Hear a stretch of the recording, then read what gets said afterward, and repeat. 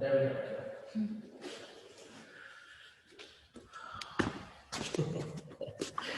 So this is really interesting. I haven't, I've done either all Zoom or all live. So everybody else has had to deal with half in there and half out here, but now it's my turn.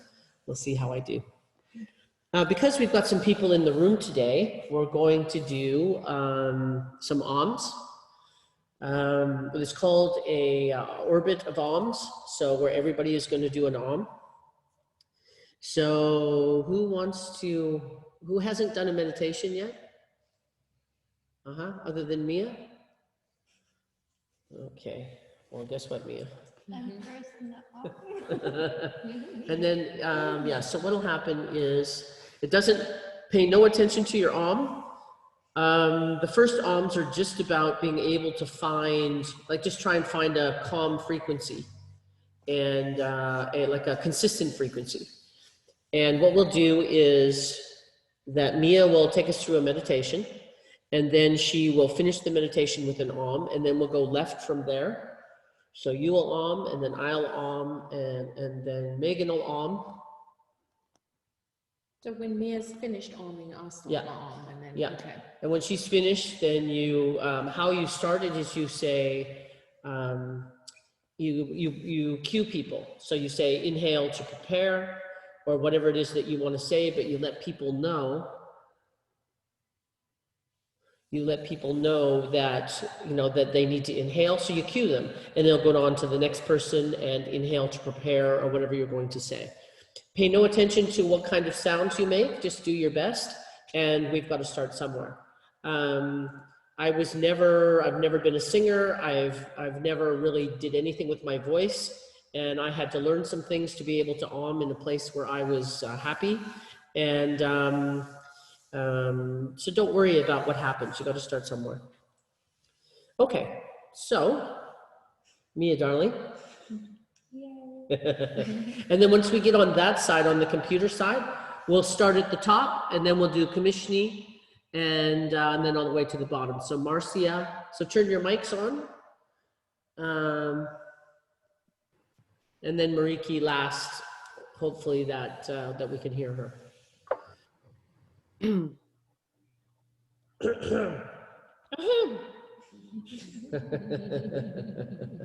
Okay, so everyone find a comfortable seat.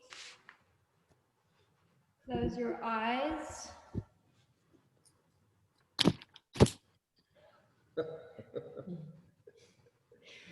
Okay, deep breath in and exhale through your mouth, side out. One more time, inhale through the nose, exhale through the mouth. Okay, now check in with your body. How are you feeling today? Are you happy? Are you stressed? Are you sad?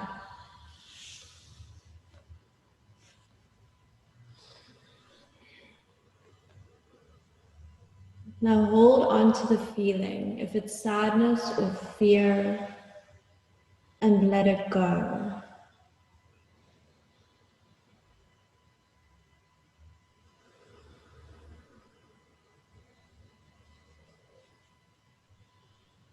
Okay. Focus on your breath. Feel how it goes in all the way down. And when you push it back up, through the belly, all the way up through the spine, to your crown.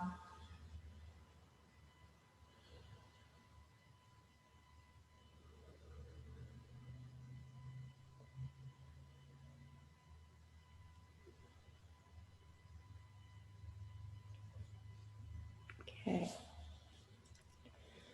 Slowly become aware of your surroundings. Lightly touch your thumb to each of your fingers.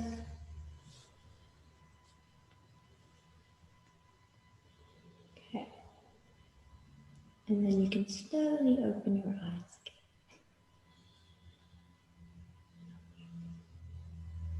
Thank you, guys. What? Very nice. And now that we've done that, let's all close our eyes again. Oh, crap. Okay. Okay. Wait, so I'm doing this alone, and then. You're gonna No, cue you'll lead. So what happens is that whoever's making the sets a frequency out there, Okay. and then it's everybody else's job in the group to match that frequency, so that we're all harmonizing with the same sound. So it's not completely alone. Okay. Right, and then when the next person goes, then you listen for a heartbeat or two of what sound they're making, and then you harmonize that sound. So you don't make the same sound. You make whatever the sound is, whoever's leading is. Okay. Or do your best, since I don't know how the technology is going to work. But let's go, team. Okay. Everyone close your eyes. Take a deep breath to prepare.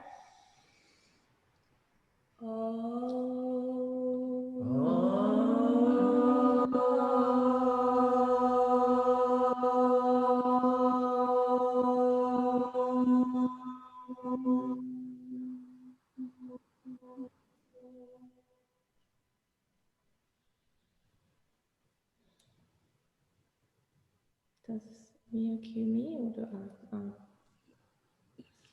Okay, everybody take a deep breath in to prepare.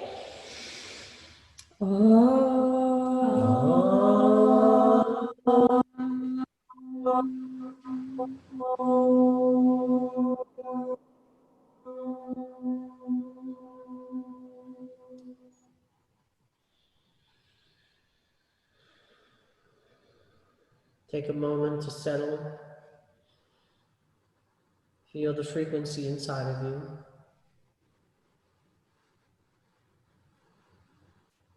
And ground deeper into it. Inhale to prepare.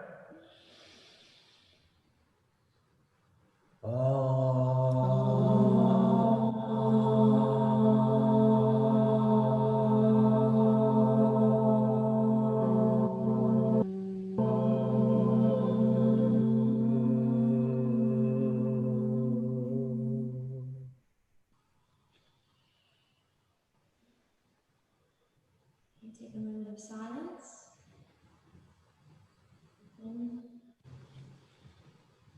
Relax. Take a deep breath to prepare.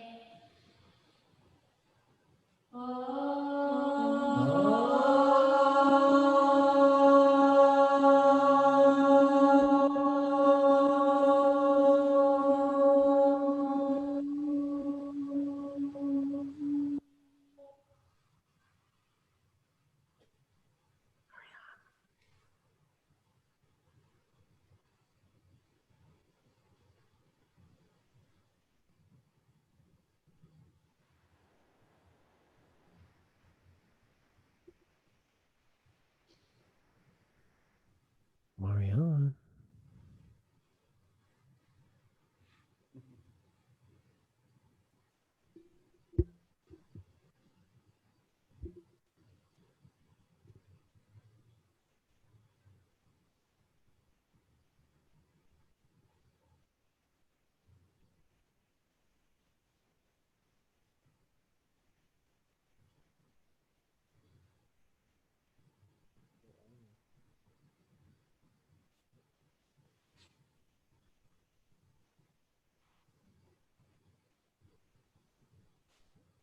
Marianne, are you speaking?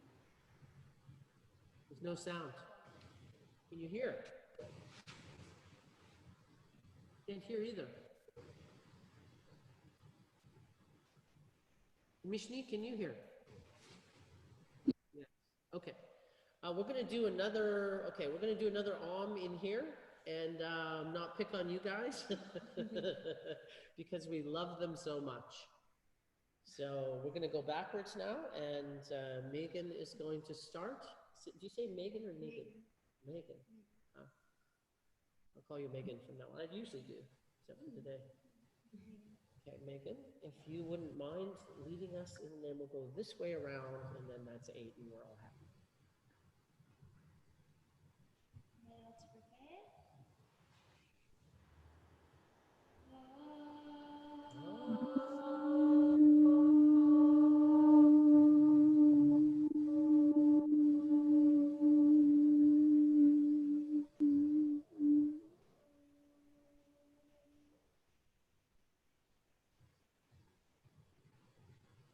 Feel the next breath entirely in and out.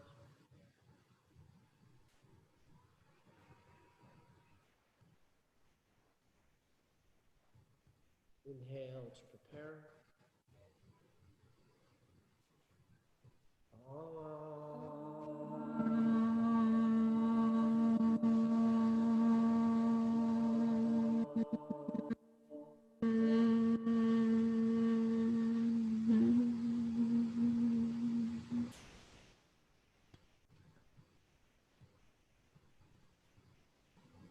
And exhale, feel the sounds in your body.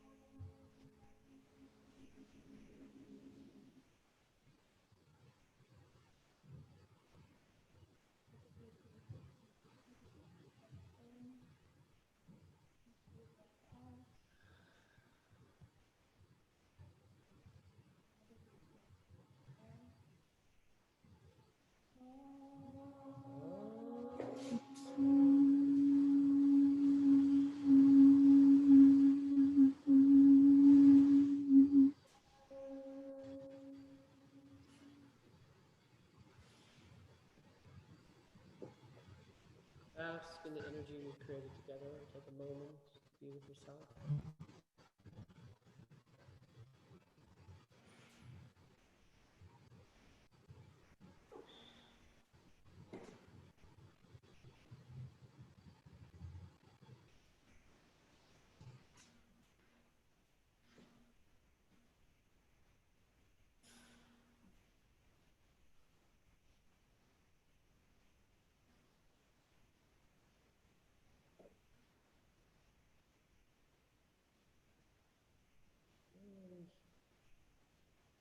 Start butterflying your eyes.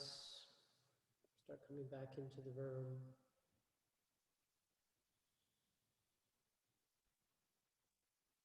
But stay checked into your inner world, that frequency that feels good. Just because you've opened your eyes,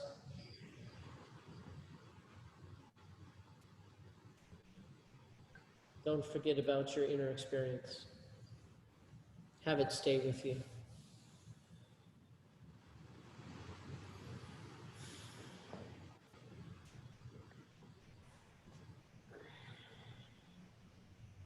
Okay, so Mariki, we're just going to do a sound check here. So Mariki, can you hear us?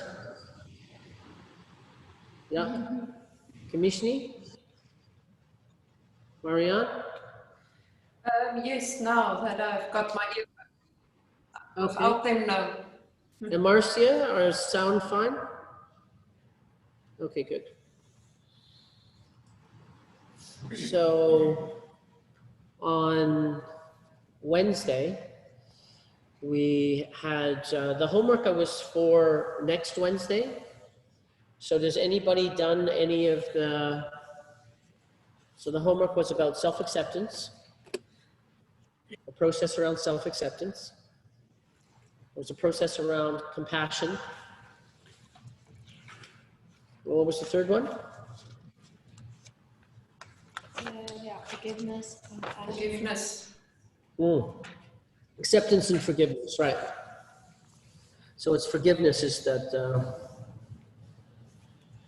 so did anybody have a meditation, a process with themselves since Wednesday? Show of hands. Okay, just me. All right, so, but it was scheduled for Wednesday anyway, so do it between now and Wednesday. When we talked about, so we talked about a couple things. Just we talked about the importance of understanding the negative bias. I listened to the audio on Thursday night, and I can see it's probably a good idea to go over that again. So we'll get everybody on that side to mute your mics, and then we'll get you to talk one at a time.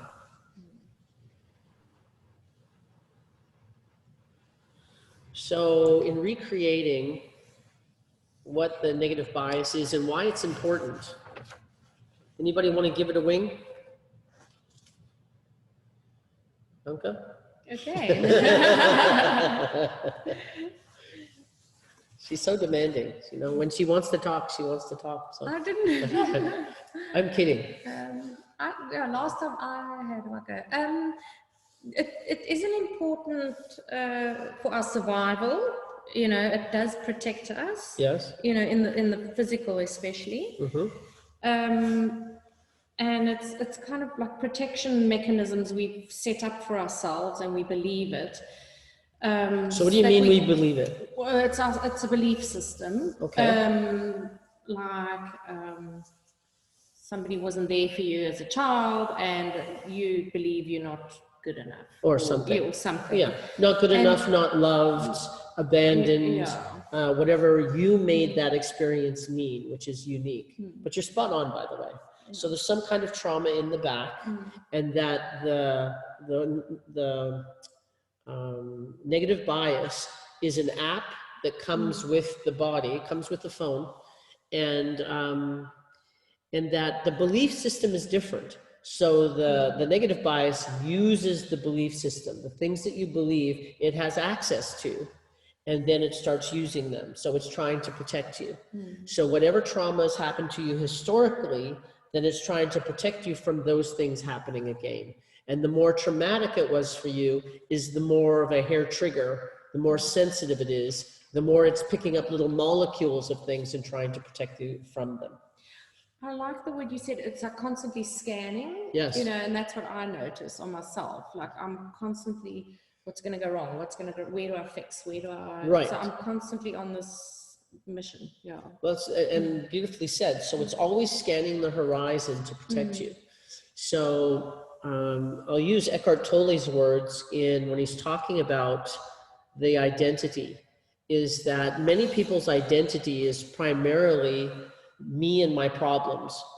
When I wake up at nighttime, it's me and my problems.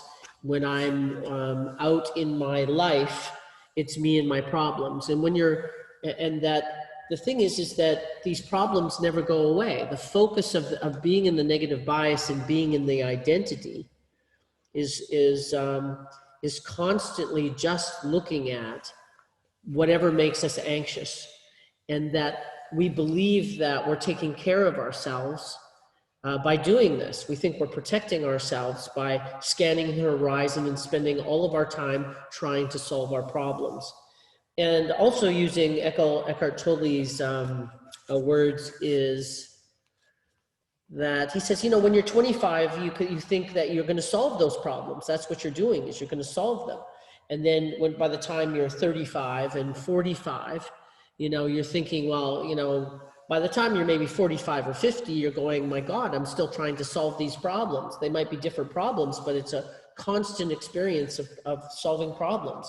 And we spend a very large amount of our time there, as opposed to the frequency I talked about on that video. Is if we're constantly at the experience of lack and worried about our problems, as opposed to some higher frequency of beingness. And as soon as we connect with our beingness, all of a sudden our problems are that less interesting. They're that less compelling. But if that's all we have is our anxiety and our inner conversation and noticing the things that could go wrong, that we have a steady diet of it. That's our entire reality. And once we start taking the download of beingness, you know, you can meditate or you can go do something. And, you know, I'm pretty anxious beforehand. And then I go do meditation or yoga or lecture. And at the end of it, all I can feel is my beingness. I'm just feeling my beingness. I'm feeling connected to who I am, and I'm feeling aligned to who I am, and I'm feeling aligned to all that is. And because of that experience, my anxiety and my fears aren't overwhelming. They're taking like, 5% of my attention and importance, because as soon as I'm grounded in me and my beingness, I now have faith and belief in myself. and I'm aligned with who I am and where I'm going, and that I know that I'm going to be okay. It's inherent in that alignment, and that my circumstances have not changed. I haven't solved any problems. They're just not as important as they were. If all I'm doing is having my drishti and my focus and my experience is predominantly in my identity, in my intellect, I virtually have a solid diet, almost complete experience of my negative bias, the things I need to be concerned about. And going back to Eckhart Tolle's story, is that he says, then you get to retirement, 35, 45, and you start noticing, that, my problems are still here. So then maybe when I retire, now when I retire, then I'll solve my problems. And that then they retire, and that they notice they still have a dissatisfied mind. They don't have all the problems they had before. Life has changed, but they still have a dissatisfied mind. And that's still their experience. So that is the key, as far as the monks and the masters have determined, is that it's not the choosing that we are born into and we are socialized into seeing the world from our intellect. Cryon and the Course in Miracles both say that our identity was created by us. So here's the second part to that. So everybody got that part? That we're stuck in our intellect, our inner dialogue and our negative bias are churning the entire time, and we spend whatever amount of time. I'm a pretty happy person. I don't spend a lot of time in my anxieties. But I spend some, every day I spend some time in my favorite anxieties, and I even know better. So that when I realize that's what I'm doing, I go back to beingness and I get connected back with me again, because if I'm focusing on my problems, I know I've disconnected from self. As soon as I'm taking the download, remember it was a download of a column of light from creation, your connection to creation coming into you. So your spirit is coming into your beingness now. And if you're having a little conversation with yourself, you are not in the now. You are not having that experience. So being able to make the break away from the commentary of our minds and going back to beingness, which is entirely experience, acting from experience. You can use your mind and your intellect. You can use your memories. Same thing with memories. When you go into memories, you're not in the moment. You're off somewhere and your eyes are up there and you're actually not here. You're using your mind to re-remember something that happened before or something that you're concerned about that's happening in the future. So ultimately, for your own well-being, for your own happiness, is being connected to you, being connected to your beingness. And it really helps to think of that column of light coming down into you, where creation has created you. You didn't create yourself. You didn't create the planet. You didn't create your body. You didn't create the human condition. You didn't create your gifts, but you get to use them. So being able to feel creation coming down into you, creation's always shining on you. It's up to you to feel it and have creation shine through you in your expression of how you're going to live your life and using your gifts. I know it's a lot, but it's if this is the only thing you get from this course, I would be beside myself. People spend a lifetime working this out, remembering what it is, deciding that it's important, and then starting to create a habit or a practice of doing it a little bit every day, even if it's 2 minutes. That's why meditation is so important. It brings you back to what you truly are, your beingness. So you guys are so far away, I can't really tell your faces of whether you're frozen or just a thumbs up that this is like you're getting this. Okay, good. Okay. All right. So we good? We good in the room? Okay, so I underline that part. I remember writing it down. Creation is always shining on you, and yeah, that's beautiful. And that's for us. We need to let creation shine through us. That's right. Yeah, it's quite nice to hold on And to. that there's a beam of light coming down from above you, which is a download of who you are. The masters realized how beautiful that download of who you are is, and they decided not to leave. So they didn't. They really realized that it was the booby prize to be able to stay focused on your intellect and the commentary of how am I doing, how's everything doing, what am I worried about, and looking at absolutely everything. And they realized that that was a way of being that they were born into. And that was quite a feat. They actually were able to look at themselves and realize they have a filter that they're looking through. And they looked at themselves so long that they found the filter. It's fascinating. There's a column of light coming down from creation that is a download of who you are. And we're just going to take a moment now and close your eyes and feel that download. Visualize a column of light coming down into you. And you have to experience that column of light. There's energy coming into you right now, which is you. And you breathe in and be with, in the moment, that column of light and connect with it with your breath in the now, now, now.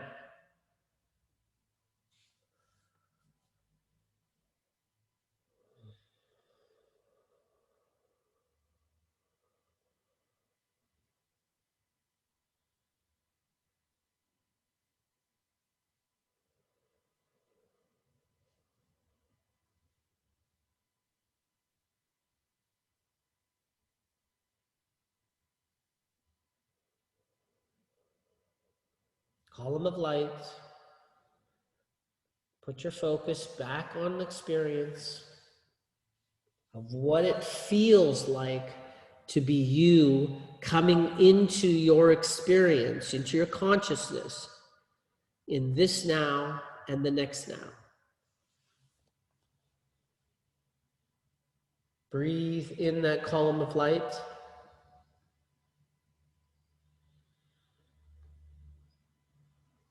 And on your exhale, radiate that light out of you.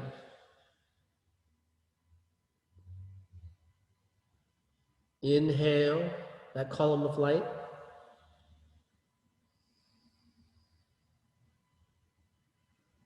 Exhale that column of light out of you. Radiate.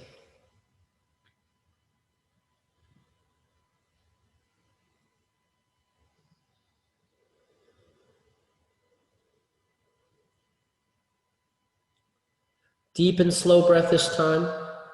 Inhale that column of light, the download of you, your consciousness in this moment.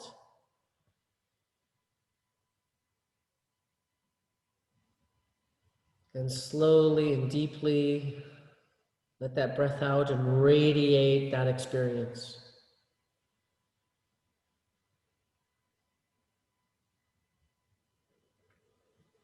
Feel how it feels. Drop down into it. Drop down even further into it. Use your breath.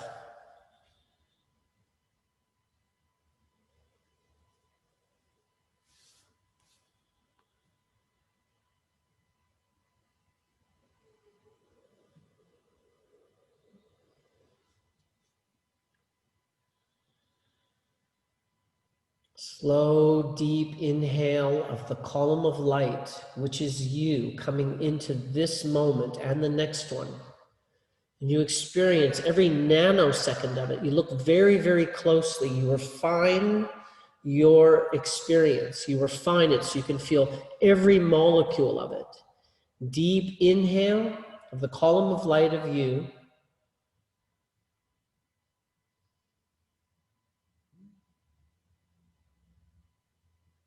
And deep exhale of radiating, and feel what it feels like as you radiate. What does it feel like to be you? What is the experience of you?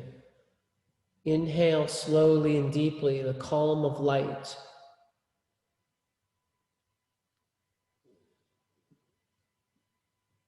Feel the nuances of how that makes you feel in your back, in your neck, in your nose, in your heart.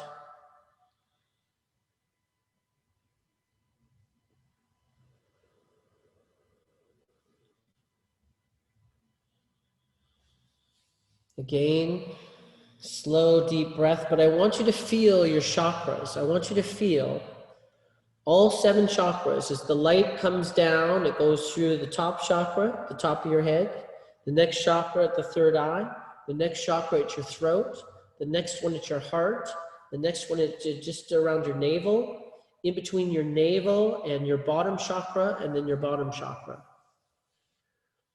And you'll feel them go on like little light bulbs.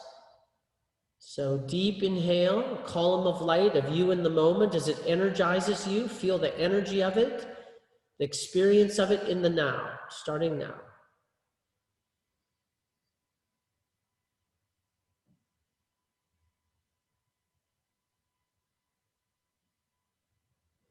And now radiate from those chakras. Inhale, tube of light. Creation's love for you.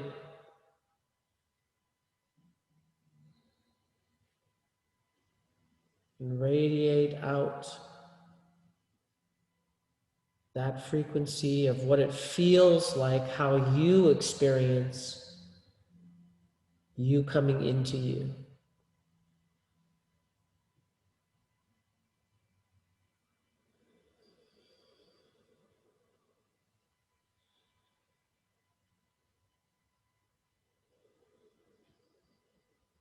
Three more breaths with the chakras, activating the chakras and radiating from the chakras. As the column of light comes down, which is creation's love for you and all that is. But that column of light is you. Creation created you perfectly.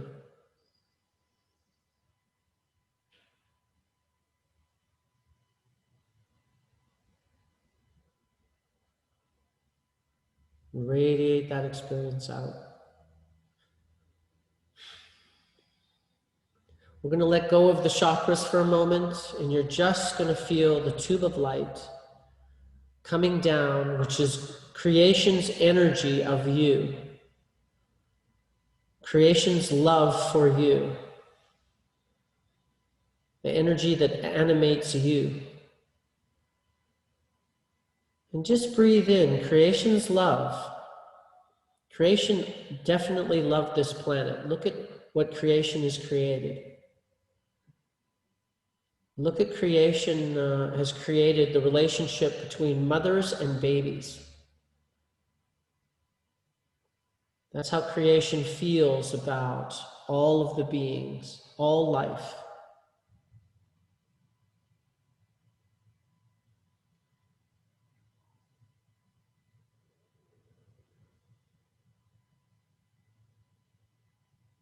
Feel the tube of light coming down, creation's love, and the gift that you are to you.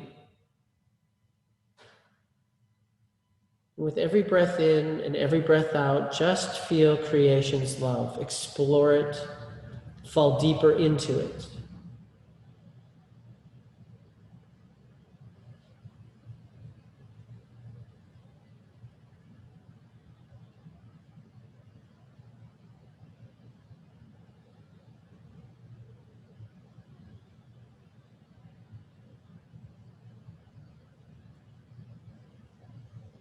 If you're struggling with, does creation love me?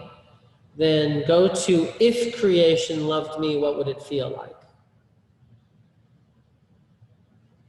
Everybody do that now anyway. If creation loved me wholly, what would it feel like? Every molecule, every nuance.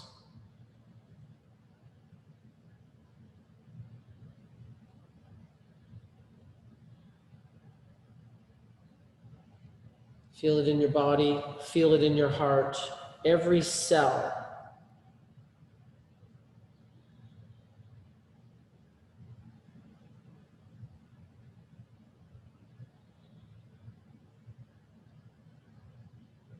If creation loved me,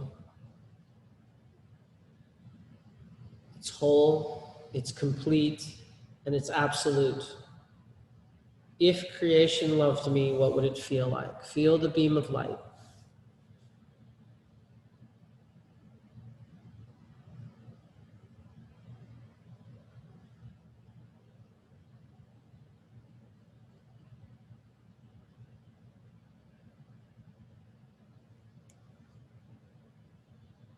Five more breaths. If creation loved me wholly and completely, what would it feel like? Let it in.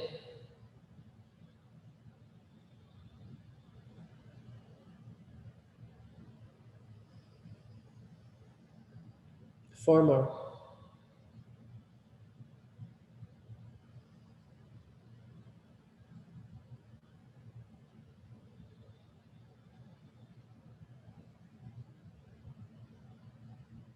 Three more.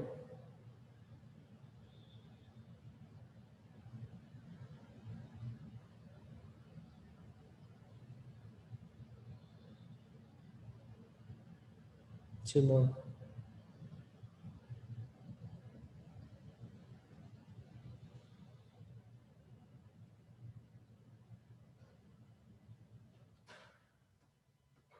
One more.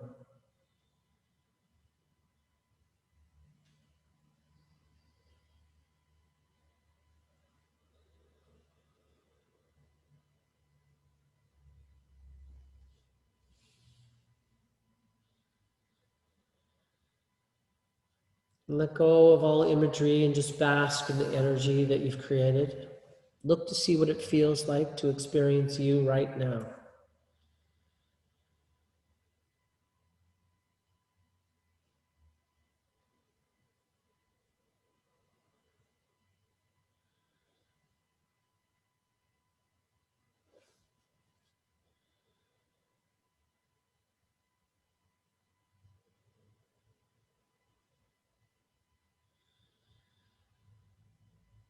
Now keep your focus on your breath and your inner experience, but open your eyes.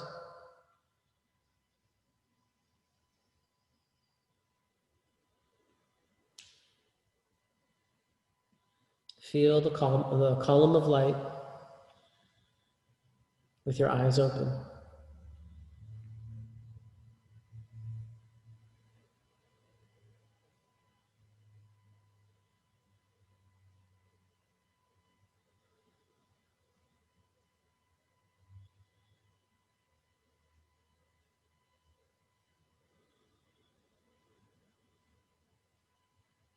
Column of light. Feel creation's gift and love for you coming into every molecule in your body as you radiate it out at the same time. Do both of those things as you inhale and exhale.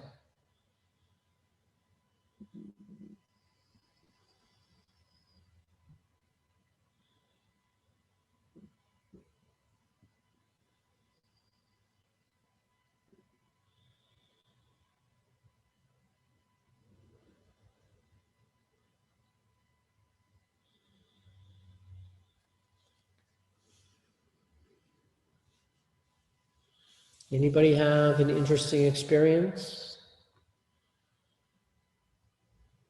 Just show of hands, first of all. Was that different than you felt before? Show of hands if you enjoyed that. Okay. And if anybody wants to share something, put your hand up again.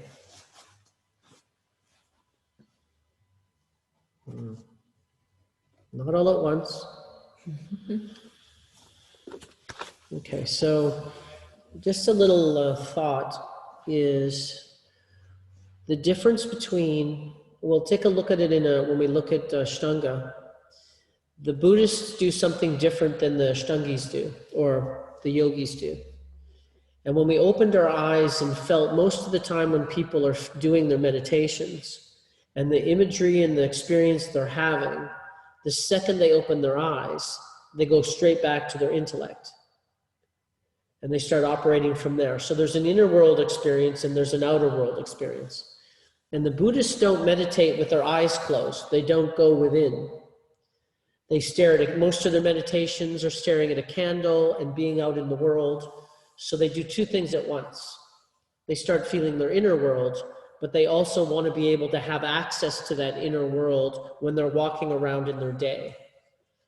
So something to be aware of. The Buddhists, pretty much every Buddhist meditation I've seen or done has been with eyes open. And that's why they do it. It's a difference of philosophy. And, but I love my inner world personally. And so I really have a rich inner world. And then there's also, I understand the benefit, the utility of actually creating those experiences when my eyes are open. Doing it just the way the Buddhists do adds a level of difficulty that I think is, it's like patting your head and rubbing your tummy. It can be a little bit much in the beginning. I'm talented. So, how was your experience? Now I'm going to pick on the ones that are here because they're live bodies. I thought it was quite powerful. Can you pinpoint what was different about it? What did you notice? What was the distinction that, what brought on a different experience or utility? And then how did it feel compared to usually? For me, I think imagining that beam of light coming from above definitely had more of a spiritual aspect to it than like focusing on the dantian or whatever. Yes. So it was definitely more like powerful in that sense. That it was, I could concentrate a lot more. So the imagery allowed you Yeah. to feel deeper and keep your focus. Yeah. And it was also coming from creation, so it Exactly. had a much bigger, more Yeah, expansive energy about it. Okay. And then, so I believe out of our last conversation that you have some anxiety from time to time. Yeah. And how did you feel any anxiety during that or after? Until I brought it up now. Sometimes I find like when you go, it's quite deep, but when you go into the spiritual realm, it can be a little bit like daunting at times, like a little bit scary. But just like kind of just bringing it back to trusting myself, I think, and like that creation's good. Yeah. And it's fine. Yeah, I feel quite peaceful. I think you're pointing to something quite valuable, is that our identity leads with fear. Yeah. So what we've been socialized to do is to question creation and question what we are. And the daunting part is usually that it's so infinite. It's so much bigger than what you are. So it's like right. And it's so much bigger than we are is also perfect in that that's the separation. Yeah. Because the second that you realize that you are part of it and that you're connected to it, all the masters are talking about oneness. So as soon as you feel the oneness, that you're connected to that power, that infinity, all of a sudden it's not scary anymore. Yeah. And that is the disconnect, which I was going to tell you about the story of Bryan. So I'll get to that one because that's exactly what it's about. Beautiful. So there we go. So the column of light, creation loves you. Being able to allow that experience, so moving your drishti from your mind to experiencing, radiating that energy out. You can do both of those things at the same time. You can feel creation coming in, and you can feel you radiating it out at any given moment. If you've ever been around any monks or any gurus or any masters, more importantly, you will notice that there's an energy about them that's really quite relaxing, and it seems, you can't put your finger on it, but it seems kind of multidimensional in some kind of way. And I think that that's what it is that they're feeling their connection to all that is, and there's a calmness that comes with that, and there's a caring and a compassion, and then they emulate that out because they're not protecting themselves from the world. A monk isn't going, oh my God, you know, I need to protect myself from you. It's going, we're all oneness. I want nothing from you. You know, they live in a different society completely. There's nothing that they want. They've got their rice and they've got their place to sleep. Their alms, like in Thailand, they walk around in the daytime with a bowl and people are outside waiting for them to actually give them rice, their daily alms, so that they can be on this spiritual journey. It's really quite a beautiful thing. So that might kind of point to it. Kamishni.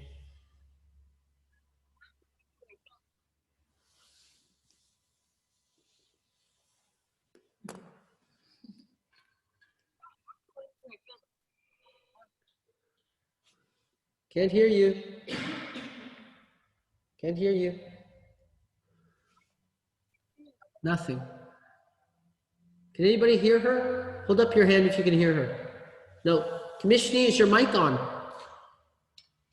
Yep, your mic is on. Okay, turn it off, turn it on. Tap dance.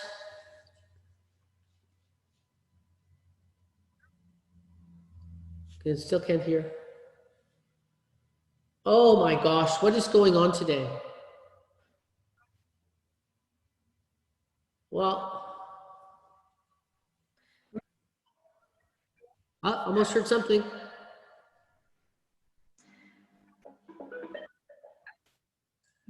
Through of your speaker, where you are the speaker, that side. You cannot hear us. They can hear us. Maybe it's We can hear. I mean, Can you hear me? Very clearly. Can you hear Kamishni? No. Okay. but we can hardly hear them. Yeah, Marianne's cutting in and out as well. Mariki, So, say something. Can you guys get me? Yeah, Cool. Marcia, just say something. Can you hear me? Yes. Yeah. Okay, Kamishni.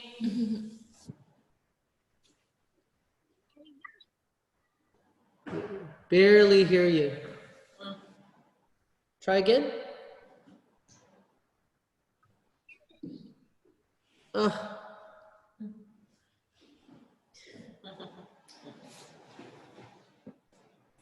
Everybody else turn their mic off, and let's see if that helps Kamishni at all. Last strike at this.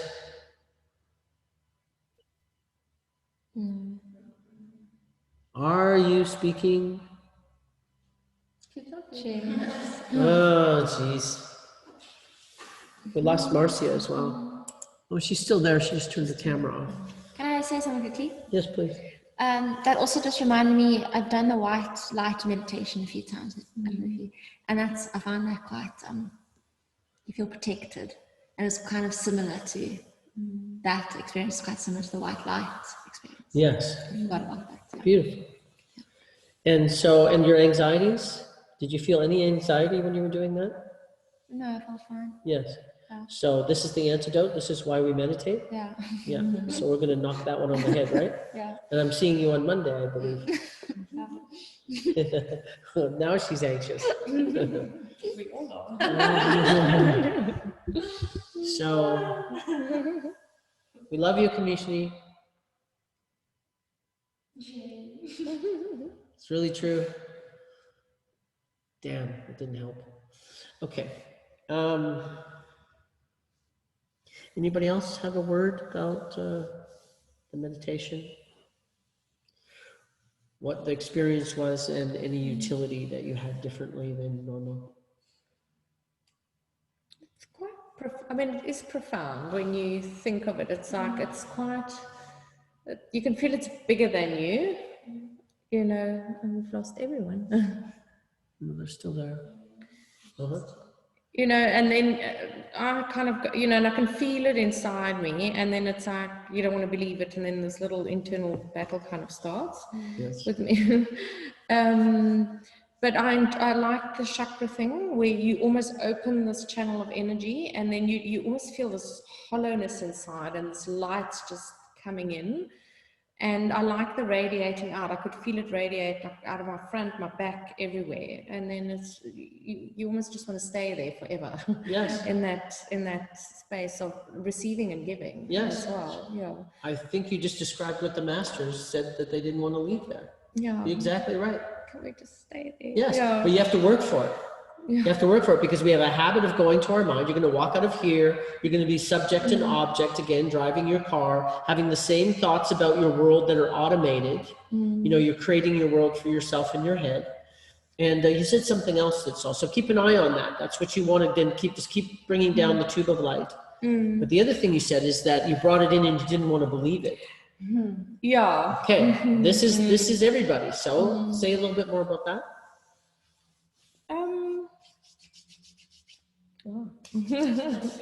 Should we go turn it up? Put it on 22. Yes. You were saying? I think it's just the you know, beating ourselves up, and I mean I can just speak for myself. I'm quite hard on myself to try and impress everyone so that they like me, but it comes from childhood stuff. Yes, and not that's feeling very good brave. enough. I know. Very but brave. Let's just go straight in Just there. talking the truth right there. Issue. Oh Yeah, my well, God. I'm 48. I'm older than most people. So it's like, okay. No, I know what I know, but it's the knee-jerk reaction. Yes. Yeah. Socialized to be accepted and being able to be a pleaser and be liked as opposed to be who you are. But that makes me good at what I do because, you know, so I've done one course where you kind of take your flops, they call it, and rewrite it to make it work for you. Yes. I probably wouldn't be as good as what I do if I was schlumpy and didn't care. So yeah. Your greatest pain becomes your greatest gift. Yes. Always. Yeah. Even like the people that are drug addicts, for example, almost every drug addict that is like really had a hard time with things, they are the best people to help other drug addicts. Is that they know what they had to do, and they know how to interact with them, and what expectations to have and not have. So yeah, whatever your greatest pain is becomes your greatest gift. So you talked about that there's, when you're bringing in the column of light and the creation loves you, and then there's a little battle that you have with yourself because you don't believe it. So that is one of the developmental stages of being able to go, is there, like in the beginning you just go, well, if creation loved me, what would it feel like? And that's what I had to do. I actually had to do that. I did like, I called it drama class. So I remember being in grade school and we had this warm-up for drama class, which was be a pickle in a jar. So you just be a floating pickle in a jar. You lie down on the floor and you imagine what it is to be a pickle in a jar. And I didn't turn into a pickle and nothing bad happened to me, but I could have an experience of what it was to be a pickle in a jar. So it's the same thing, is that if creation loved me, what would that feel like? And when you allow yourself that experiment, the if part gets over your mind of going, I'm not sure I deserve this. I'm not sure it's true. I'm not sure of any of this. So how much should I really give into feeling this? Am I fooling myself or setting myself up in some kind of way? That reasonable for everybody? Yeah. Right. So then if you go to if creation loved me, and when you just drop into that and it becomes infinite, there's something very remarkable that happens because you freed yourself up to fall into it completely. It's drama class. If creation loved me, then what would it feel like? It's a big if. So then you're free just to let go. And I tell you, where that goes is really quite remarkable. And it changed my life, frankly. So if you need the permission slip of if, that's where I realized that creation actually does love me, is when I actually created that freedom for myself. But I had to do that. So just see how deep that goes. And it was irrefutable for me after that for me, I had empirical evidence that experientially, that creation loved me. I don't think there's any other way to do it. You can't do it with your mind, because our mind is for and against everything. Our our mind is in duality. Here's a whole bunch of evidence that spirit, that creation loves me. Here's a whole bunch of evidence that creation doesn't love me. So I had to allow myself that experience by doing it like that. Kamishni, I'm gonna try it again. Hi.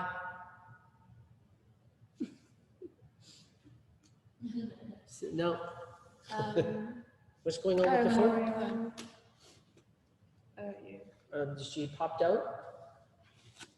These are maybe get away in the waiting room. I'm gonna turn that stupid thing off. Wi-Fi crashed again. Thank you, Maria. Oh, I didn't see that she was gone. Sorry, Vicky. That's a good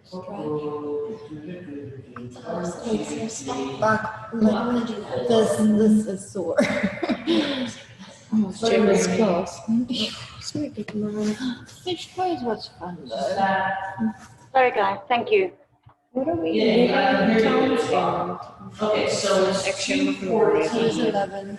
And today I took a break, because I never take breaks, so I'm feeling better. So let's take a 5-minute break, big meeting, big tea, and we'll meet you guys here at 2:22. So 7 minutes. 222. Does somebody want to make a coffee? 2:22. I'll make you coffee. Thank you. So you can have another. You can have another peanut butter. Oh, yeah, I'll be on the tail.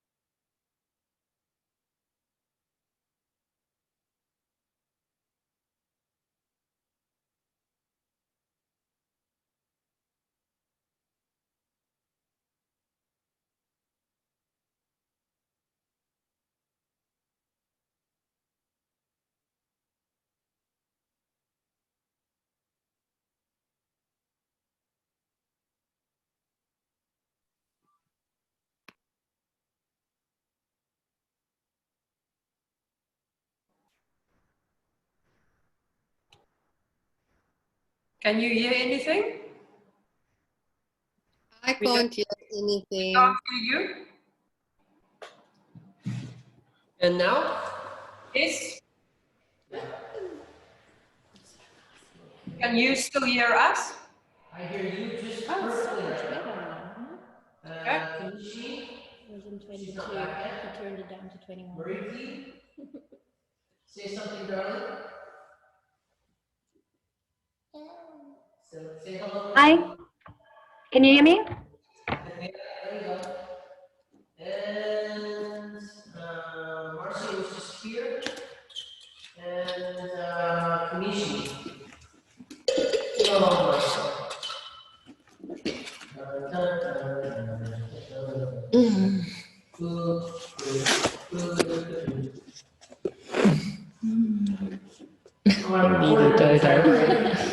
And you and that, I'm very good at like coming up with names and then giving them like, I like the dodo.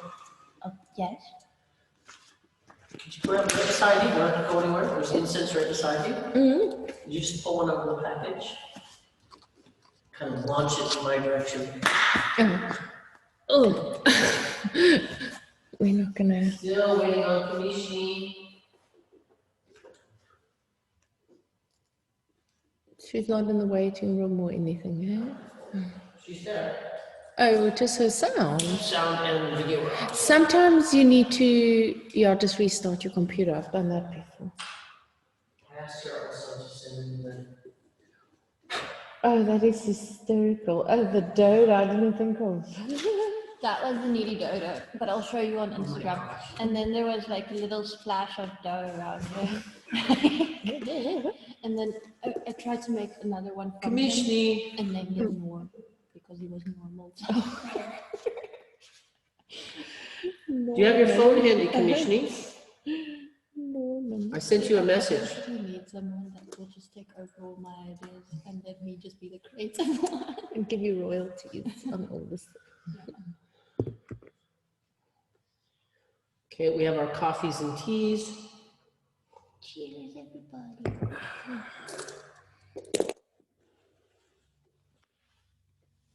So Marianne's sitting in like an air-conditioned thing, probably boiling, and we. Yeah. It's crazy. See, that heat's about right there. Just setting it higher, okay? Because I'm sweating out here.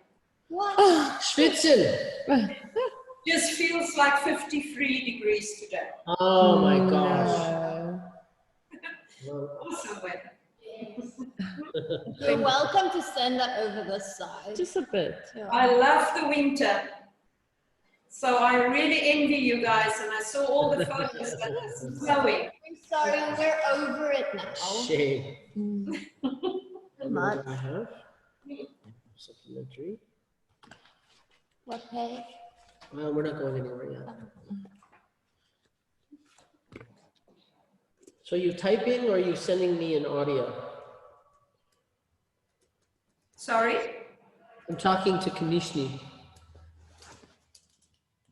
Are you sending me an audio? Oh, okay, we'll send it at the end of the lesson. I just wanted to my experience of Thailand. Share. Yeah, share it now. Share it on audio, please. And then I'm going to play it on my mic.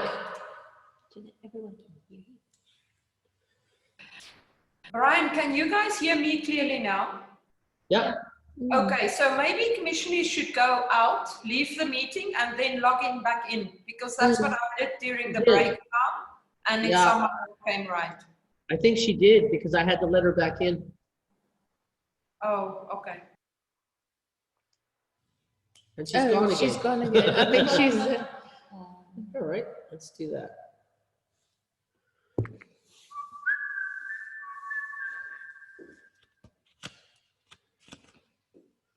Commissioner lives in Joburg, eh? She said, yeah. I can't help but smile when she talks. She's so cute. But I mean, she looks like she's like 18 and she's got like a 5-year-old and but I think it's also her voice and probably because she's always a bit like, you know. It's very like high-pitched and cutesy. No, she's adorable. Mariana's there. I did my anatomy with her. Yeah. But we didn't talk much, Renee. Did we? No, it's just like 2 hours of intense anatomy. Oh, Renee. Yeah. And then you always need another 2 hours to listen to it and We all absorb have our it. specialties. Yeah, no, she's so good. Yeah, she knows her stuff. I've got a book at home called Chakras for Beginners, so I need to dig it out and have a look at it. But I've done some other work where we did go into with yoga a little bit, so now I know where they are, but I don't remember the other name. Brian, can you hear me? Who's talking? Marcia. More. Oh, you started talking before I could even see you. Mhm. Yes, I can hear you perfectly. Can you see me? Hi, can you hear me now?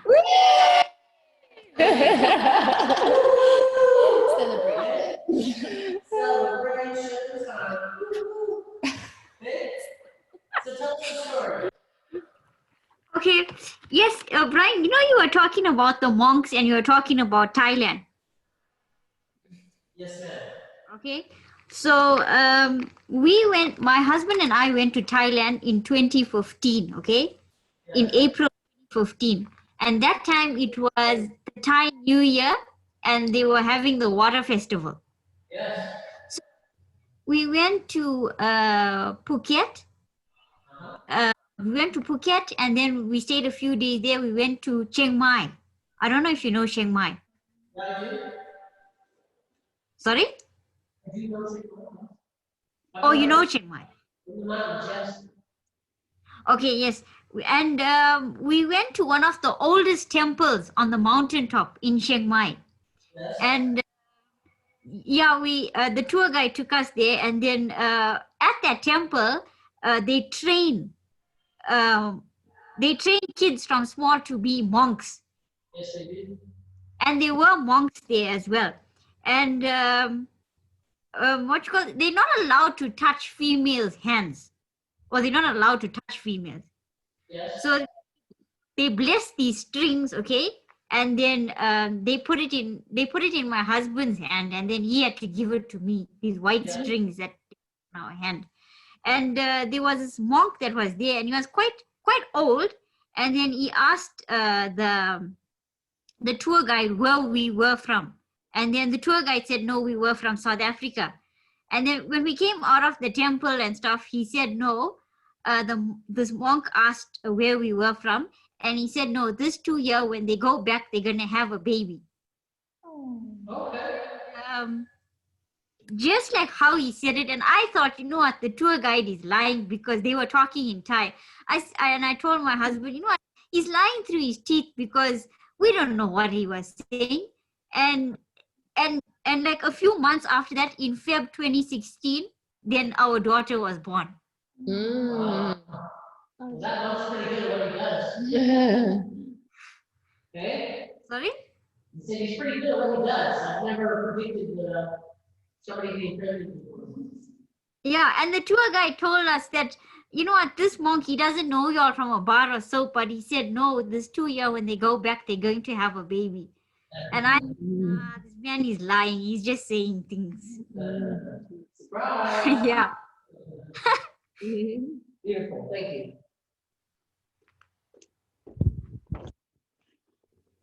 Okay. So any other, now that we've got everybody on audio, any other experiences of the column of light, the if creation loved me, the column of light of creation coming down into you and being able to feel that in the moment? All of you had an experience. Whether you believe if creation loves you or not, that might be a little bit of a leap today, but you can always play if. But notice that even if it's not even creation, just noticing the column of light coming into you of who you are, and that it brings you into an experience of self. And that is outside of your anxieties. So use that to your benefit. The whole point of meditation and the calmness and feeling more aligned with who you are is based on you experiencing you. Excuse me. So any other experiences about that? Maya? Everyone's calling you Maya. Things to say about that? Yeah. Kerry was No, calling I her don't have Maya. anything to say. Mia Maya. I knew the lady when I grew up, a young girl, her name was Mia Maya. Her last name was Maya. My real name is Mia. Yeah, I'll go with Mia. Okay. Megan and Mia. Yes, Megan. What's the question? Sorry. Anything else anything you want to share about the columns of light or your experience or? Other than everything else that everyone said, I don't know, like like to let it radiate from me. Like it's a warm feeling. Yes. It's a warm, fuzzy feeling. Yeah, that's about it. And so we did that on Zoom and in this space for, I don't know, 10 minutes. So looking at when you start doing that every day and start looking to see how deep that goes and what kind of effect that it has on you is really a beautiful journey. So look to see, one of the things we want you to do in this yogic philosophy is to have a practice. Pick something that, you know, feels good and then continue it. Do it every day or several times a week, and it can be as little as 2 minutes. So if you do the 2-minute meditation every day and do the column of light, coming to experience, following your breath or your dat tian and radiating, that creation's, the download of what you are and feeling what that is, whatever one of those techniques or combinations thereof that you want to do to be able to get yourself out of your intellect is a really good, if you guys, there's lots of things that you could adopt. I'm going on about this one because it's a very powerful one. And it might even be the starting point. So take a look to see. Okay, anybody else in Zoom land have something to share? Marcia, dear? Hello. Yes, I'm here. Hi. For me, that experience was just extremely peaceful and calming. I think that it took me a while to kind of switch the intellect off in terms of thinking about this column of lights. So, you know, when I eventually did that, then it was just a very calming experience and very peaceful. And I mean, then I was also asking myself that question, before you asked the question about what would it feel like if creation loved me, I was already feeling certain things. Like in that calmness, I felt strength and health and, you know, those kind of feelings was coming up for me. Beautiful. And then when you asked the question about if creation loved me, then I thought, you know, those were some of the things that were coming up for me. Beautiful. So we just stuck our toe in the water and noticed that it's already having an impact on you. If you make any kind of dedication to that experience and aligning with yourself, it changes your life. So I can't emphasize that enough. If you want to start having transformation in your life, spend a little bit more time doing this and watch the effect that it has on you out in the world, that you just feel better about who you are, that you feel more possibility about yourself and about what's going on in life. And all of that is the energy that you're putting out, is the energy that you're bringing back in. So this stuff, if you want to have your life a better life and want to live your best life, my advice is definitely to start adopting these kinds of things in little ways. You don't have to meditate an hour a day. You don't have to be disciplined about everything in the world. You can still eat naughty things, but being able to just start a 2-minute practice of doing this and watch what happens. Beautiful. Thank you, Marcia. Is everybody there? 1, 2, 3, 4. Right. Anybody else in Zoom land? Mariki is shaking her head, which usually means no, but I don't care.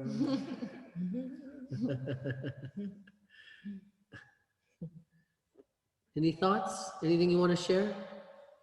Any experiences? And so for me, just what was like repeated basically was when we started, I had like a tingling sensation from the crown of my head to the tips of my toes. Yeah. And when we opened our eyes, within the meditation, I became really warm and like comfortable with the thought and the feeling of it. But when we opened our eyes, it started from the beginning again, like the first sensation I had when we went into the meditation in the beginning. Yes. So it was basically starting all over again. So yes. That was quite a nice realization, and I've never done it with open eyes either, so that was quite nice. Beautiful.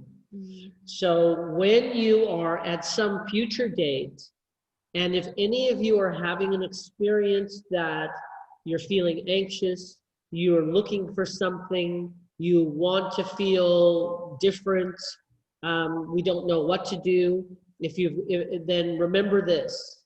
Remember that experience, remember your words now, remember your experience now, and this will always be waiting there for you. So I forget all the time to connect in, and then I will go, oh, I don't feel good, I don't feel right, I don't feel aligned, and then I do this stuff and it all changes. And it's like anything, the more you practice at it, the more benefits you get. Beautiful, thank you. Okay, so I was telling a story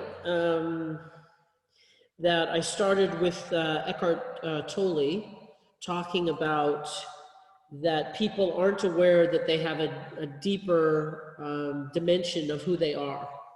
And that's what you've just experienced now. And we talked about that they're predominantly their experience of their identity is me and my problems, which actually don't really go anywhere. And then we did the frequency change of that we were born into lack and we didn't know it, and that we start having different experiences of a higher frequency, and then we're like, oh, okay. So I can change my life with a little bit of work and effort and understanding and wanting to be conscious. You can start impacting the experience that you're having, and then the energy that you're putting out, and then the life that you get to live that comes back to you. So creation will bring you things. If this is the energy you're putting out, it's like, think of creation as a waiter, and the energy you put out is your order, and then creation goes to the kitchen and brings you what you asked for. So if you want to change your life, if you're ever saying to yourself, you know, I want a better life. Why is my life like this? Why do these things keep happening? Why can't I have more of this or more of that? This is the exchange, is here. If we're constantly communicating to creation from a place of lack, you can't be surprised at what we get handed back to us. So you're in control of this. You can change it at any time. There's no longer any mystery. You don't need to worry about what you need to do, and it's not out there. All the control is here. If you want to make a change, you can. So then Cryon said that, and in the Course in Miracles, they talk about that we created our identity. So if we work backwards, is that if we are a human being and there's a wholeness, that our mind and our heart are connected, we're feeling who we are, that beam of light of who I am in this moment and experiencing it. The only reason we take ourselves out of experience is because we're afraid. We're afraid. We don't know, we don't trust. As soon as we have doubts about what we're feeling and who we are, then we've been forced out of our body and out of our wholeness and into our intellect. And that's how we create our identity, because it's one-dimensional. Our intellect actually deals with subject and object, labels. I'm Bryan, I'm from Canada, I'm this many years old, I'm male, etc., etc. And we start interacting with the world like that's the totality of what I am. And when I come to beingness, my identity isn't really my predominant experience. So Cryon in the Course in Miracles talk about that we created our identity as a protection mechanism from ourselves. We can't just feel what we're feeling in the moment and act from there and feel whole. We've doubted it at some point. We came up here and started, what we do with our identity is we analyze everything. So what you're doing with yourself is we're looking at what is my experience of me, what is my thoughts, what are my feelings? I don't trust them. Why would you? Because you're processing your negative bias. So you're actually listening to your negative bias, which is what's wrong with me, what's wrong with them, what's wrong with it, and all the reasons why it won't work out. And we doubt who we are. Like there's feelings and beliefs that come up that aren't supporting us, that we're like, okay, well, we feel we've been able to make a gap in time where we're using our intellect to watch our feelings and watch our thoughts to see if we like them. And that we want to process them and look at them beforehand before we adopt them and then just start being them. And that's coming from, all of that is coming from a place of the examiner, the person making the evaluations of what they accept and don't accept, is your intellect and your negative bias. So it's not the best person to be having deciding what you are. Because if you go to experience and alignment and creation loves you, and you start having that experience, then you just start acting from there. And the things that are negative bias, you know better. You have a balance. You can go, okay, it's nice to be aware of, like a rescue dog. You know, this could be true about you. This could happen. And then you go, okay, calm down. It's okay. I'm connected to myself. I feel creation's love for me. I feel my love for me, more importantly, for most. Yeah, you need to do that at some point. The more that you value yourself, the less you are confused by your own doubts. So that's the second part of all of this, is that we created our identity to be able to create a gap so that we could watch ourselves and then see what's going on inside of there to see if we accept it or not. And unfortunately, it comes from a place of lack. Who else would decide to doubt ourselves, but from a place of lack? All of that makes sense? Fingers if you got it? Okay, now to understand it is one thing, but to apply it is yet another.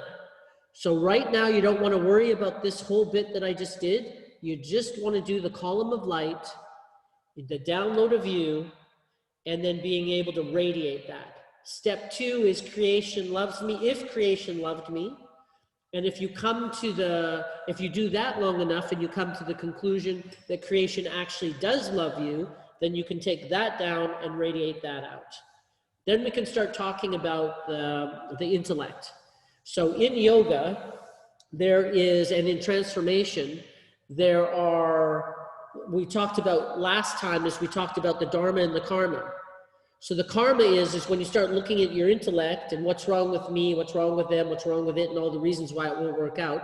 Your negative bias is the shadow, is the negative stuff, which is, there's a lie in it, but that's where the self-reflective stuff comes in.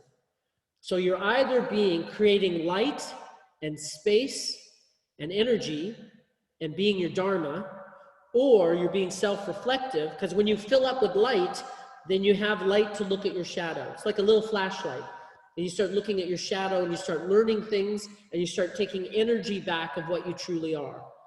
And that when you start being afraid of looking, you go back to your dharma again and you just keep creating light and energy and space by the gift that you are. And then it's just a back and forth. As soon as you got an oversupply of light, as soon as you're feeling really good about yourself, then you start applying your attention to being self-reflective about your shadow and learning, because then you're not afraid. You know, when you've got in touch with your beingness, you know that your fears, that you're not your fears, and that you're not your identity, and you're not your doubts. You have them, but you aren't them. And being able to master them is the entire point of being here. That's why we're the masters of lack, is that we actually have a steady diet in this society, that there's not enough. And it's like being an alcoholic, and every time somebody speaks, they hand you a drink. It's lack, lack, lack. And that you have to be able to feel something inside of yourself, which is not lack, and you go, I choose that instead of everything I see around me and what everybody is telling me and what society says life is about, and I choose, there's a feeling inside of me where I think there's more to life, and I think there's more to me, and I can be grounded in that way. All good? Okay, good. I assume Marcia put her thumb up. Where? Okay, yeah. And you guys in the room? Okay. And then, so start developing a practice. So that's Eckhart Tolle and Cryon and the Course in Miracles. How do you spell Cryon? Cryon is C-R-Y-O-N. Cryon is channeled material for the last 30 years, and it's really quite good. I used to not like Cryon at all, and now I listen to them probably once a day. When I go to sleep, I listen to Cryon, sometimes when I wake up. As far as the channeled stuff goes, it's information coming from out there through people, and it's really kind of vast. It comes from out there through people, as opposed to gurus are here looking that way. And there's some humanness in there. If you're attracted to truth that you can feel, I would go to the 4 ones that I trust is Cryon, Bashar with 2 A's, B-A-R-S-H-A-R, B-A-S-H-A-R, The Course in Miracles, and Esther Hicks, or Abraham Hicks. Those 4, you don't need, if you got those 4 in your life, you don't really need any more material. You certainly don't need a guru, that's for sure. So see if you like any of those ones. I highly recommend them. About relationships, now that I'm recommending people, if you have any man-woman relationship issues, Alison Armstrong. She is best in the world. She's been around for 30 years, and she has been absolutely a delight in my life. I've learned more things about women from a woman I've never met in my life. And she's so good, because what she did is she said, 30 years ago, she said, I'm going to go and study men. And she said, you know, everybody knows that men are shallow, so it should take about 3 months. And she, 30 years later, she says she's still learning things. She is so good. She's described the experience that men have one time, where she was talking about an experience that men have, and she spoke my experience to me that was absolutely accurate, that I'd never even thought about or put words to. And it was spot on. So she's really quite magical. I guess that's enough about recommending people. And Eckhart Tolle is just Yeah, awesome. Eckhart Tolle is, the people that are on the planet, let's see, who do I like? I was listening, I don't usually like that Sadhguru guy too much, but I listened to something he said yesterday, which was really quite good. I don't agree with everything he says, but he's more talented and aligned than I thought he was. So I'll give him credit. Eckhart Tolle, after The Power of Now, he kind of got stuck in that place for a while. Now he's getting really distinct. So he's getting some really good stuff out there. That's all I can think about right now, but I'm sure there's more. Okay. Right? Kamishni. Sorry. Do you know Deepak Chopra? I do know Deepak Chopra. Okay. Yeah, Deepak Chopra, he was really popular in the 80s. One of the things that I found that he did really well, because he's as good as anybody is, frankly. But the one thing that he did differently than anybody did is he's got this book called God. And in God, he talks about that there's 7 levels to God. And it really shows what people are thinking and what kind of God that they have based on different levels of lack. Like people who believe that they need to be God-fearing. Why do you need to be God-fearing? You know, God loves you. So what is it that you need to, why do you need to fear God? And I think that was used once upon a time to be able to control the people, that God is so powerful, you know, you better be good, I shake my finger at you, or that, you know, God will, punish you in some kind of way. It really was a control mechanism. Another one is, you know, God is, you know, that God will punish you, for example, is another level of that God is, he says you have free will, and then he judges you for the things that you do that he doesn't like. So there's different levels to it, which is really quite good. So yes, Deepak has got a ton of material up there. But I really don't Also, see... Jay Shetty. Huh? Jay Shetty. Oh, Jay Shetty. Jay Shetty. Oh, Jay Shetty. Yeah. No, he's not my favorite in the whole world. Okay. Yeah. Just do a little bit of research about what's, if there's anything negative, there's something negative about all of them. Just take a look at the negative stuff about him, and that kind of, I'm a little bit in line with that. He doesn't really seem to feel it. He seems to be borrowing things as opposed to, which is fine, but it's like he's really not helping me. So everybody's got a job. Bird's got a job. Seed's got a job. Shit's got a job. Okay. So now we'll go back to our manuals. Unless anybody's got any questions. So this is a real important part. Come back to this audio in the future if you need to. I think we'll make that available to you. But really, this is the tube of light, and being able to come to experience of being is really quite powerful. Right. All right, we're going to come to, pardon? It's Marcia. Bryan, Yeah. I sent a message earlier that I'm going to have to leave at 3, but because I have to drive somewhere. But if I'm going to try and log in from my phone, so I can at least listen in, and then I Okay. will come back to it. So Sure. if you see me leave from the laptop, then I'm going to dial in from my phone now. Okay. Okay. So you can, and you can catch the last hour on the No, recorded part. definitely. But I thought afterwards, I thought I would be able to at least still Yeah, sit in, try. and then I can go back to it. Sure, Okay. why not? Thanks. Thanks, Marcia. Okay, we're on page 21. I'm assuming that you've all listened to all of your videos now. Every last one of them, all 7 Of the 8 limbs. of the 8 limbs. Everybody listen to the audios? Yes, yes, maybe, sort of. Where's Kamishni gone? Oh, the ever lost Kamishni.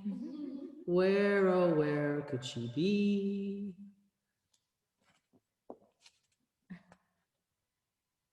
Who is that? Well, she's back, actually. Oh, she's there. She says that she's there. Okay. Okay.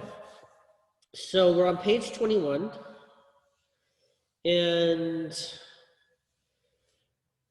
oh, I don't have my glasses in here. Oh my God. So page 21. So the 8 limbs of, this isn't the model around yoga, or yogic philosophy or Hinduism. The Krishna follow this, amongst other things. I'm sure it's got a Veda history to it, I'm pretty sure. And just being able to, the interesting thing is that in the West, we talked about the West, and they're very asana oriented. And so is Ashtanga. Mysore Ashtanga is very asana oriented. This is not. One limb is about the postures, and the other 7 are about other things. And we'll talk about what the purpose is, and we will also compare it to Mysore Ashtanga as well, because there is a difference. Okay, so the yamas, the 5 moral restraints. So this is where you start. When in traditional 5,000-year-old Ashtanga, you do them in order. So you start with the first one, and then you're a monk, you're doing it in a community, they have jobs for you to do, they have processes and teaching and classes, you have elders and a community that you're supported the entire time to be able to learn this material and being able to live it. So the yamas,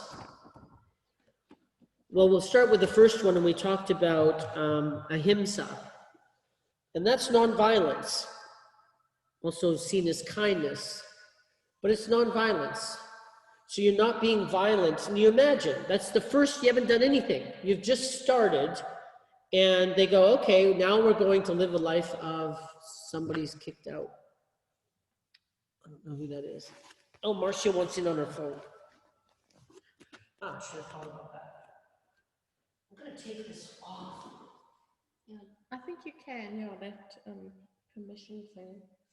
Yeah, I can't take it off, but it's like when I'm right in front of the computer, it's not a problem. But when I'm back and forth.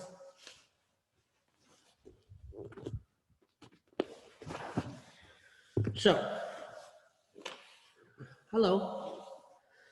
So on page 21, we're looking at the yamas, and this is the first place that you start, and that you just look at that you're going to be nonviolent, and they're breaking that down, what that means. So you're not going to be violent in the sense that you fight with anybody. There's no physical fighting. In spite of the fact I've seen a video online of 2 monks in Thailand having a fist fight on the street. So I guess, you know, it is a process.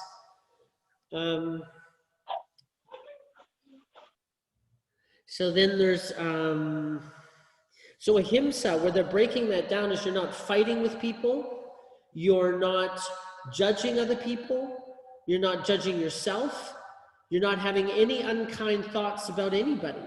And what it does is it shows how many unkind thoughts we have, and how much violence that we're doing all the time, which is okay. It's expected in our society that we're going to be annoyed. It's expected in our society that we're going to act out from time to time.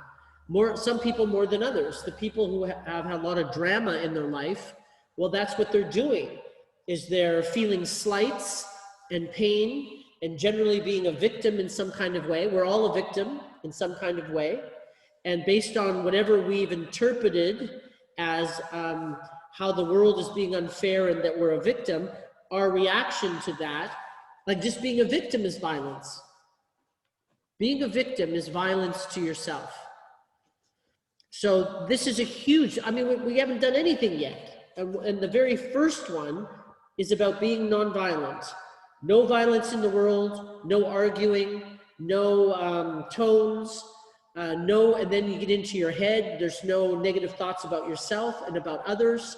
And what is the process that you have to do to create a balance and an equilibrium? How do you now need to raise your frequency? What is that process to be able to start looking at yourself and life without any violence, without any negative thoughts? You would actually have to look at life in a very different way. You would have to challenge your beliefs so that you can actually come to a place of that all of the need for violence is illusionary. So a lot of the monks in the day were warrior monks. They knew how to, who's in there? Was somebody in the, is this somebody in the office? I don't know who it is. Sorry about that. They were warrior monks, is that they understood the art of war, and they could protect themselves, and they would protect themselves. So they weren't just doormats to the world. They could protect themselves in any situation, but they were also acting from a place of righteousness. So they would protect themselves, but they wouldn't attack anybody. And if you try to hurt them or take something from them, they would do the honorable thing and protect themselves and protect others. So it's really interesting paradox that they were educated in the art of war and fighting, and they were completely nonviolent. Very interesting. So ahimsa, like Bianca talks about when she came in her teacher training and came on ahimsa and tried to live it, she was just like, oh my God, you know, how do you do this? You know, there's all this other stuff we haven't even got to, and I can't even get past the first one. So it's about taking levels. You're an onion skin. You start somewhere. We started to not be judgmental, self-judgmental in this course. So you can start realizing what your thoughts are and what violence you're doing to yourself. So that's a good start. And by not doing it, you know, still noticing how much you do it, and also noticing it's not under your control, and that you can impact it after the fact. You go, oh, I was just judging myself. I choose not to do that. Does this thought love me? No, it doesn't. Do I want to change that thought? Yes, I do. What do you want to change that thought to? So here's a process that you might want to write down. When you realize that you're judging yourself, the questions you ask yourself, once you've A, noticed that you're judging yourself, B, you ask the question, does this thought love me? C, You're going too fast. When you realize you are judging yourself. A, when you realize that you're judging yourself. B, you ask yourself, does this thought love me? C, do I want to change this thought? D, what do I want to change it to? Whoever was talking about, they did that workshop where they took a look at their flops, and I think it was you. Yeah. You take a look at your judgments about yourself, and then you change that to, well, you know, it's really the sacred journey, the blind spots I was talking about. If you didn't make the mistakes that you made, you wouldn't know better today. You had to make those mistakes to learn, or else it wouldn't have happened. What is D again, Sarah? D, so A is when I realize I'm judging myself. B, I ask myself, does this thought love me? C, do I want to change this thought? And if the answer is yes, then D, what do you want to change this thought to?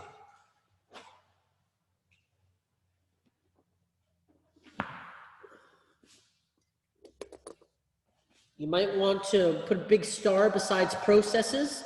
This is a very simple process, and that I'm talking about context and concepts, and then there's processes. The processes are the simple things that you can apply if the concepts make sense to you and you want to apply them in your life. Then the only thing you have to remember is the process.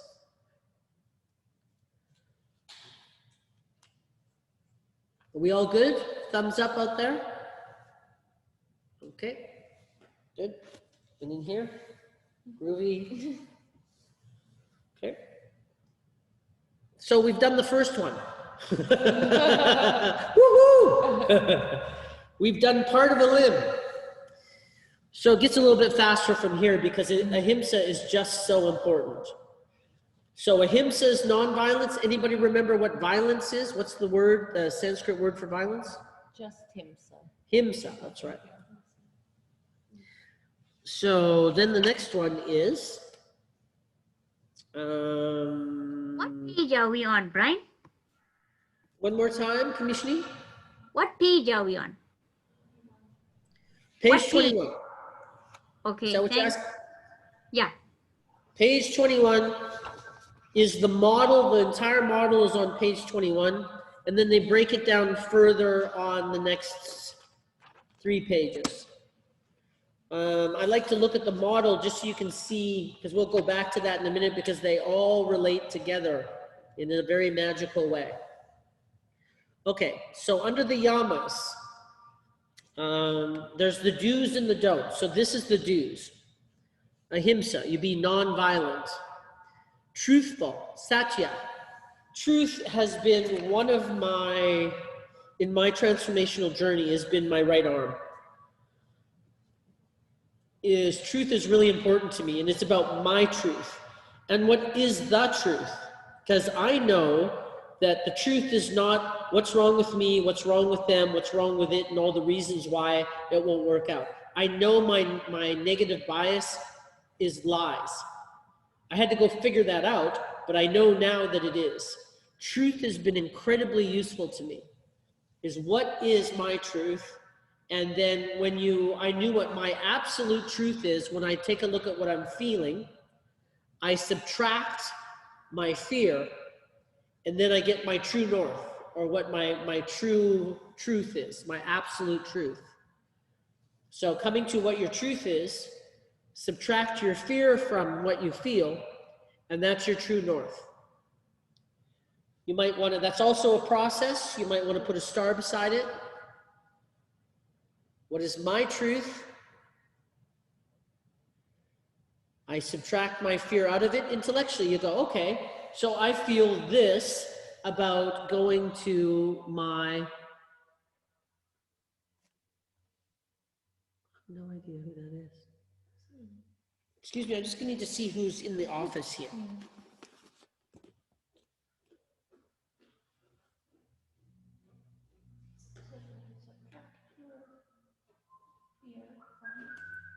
Subtract your fear from what you feel, and that is your true north. That's why my handbag's there. Yes. My handbag's out there.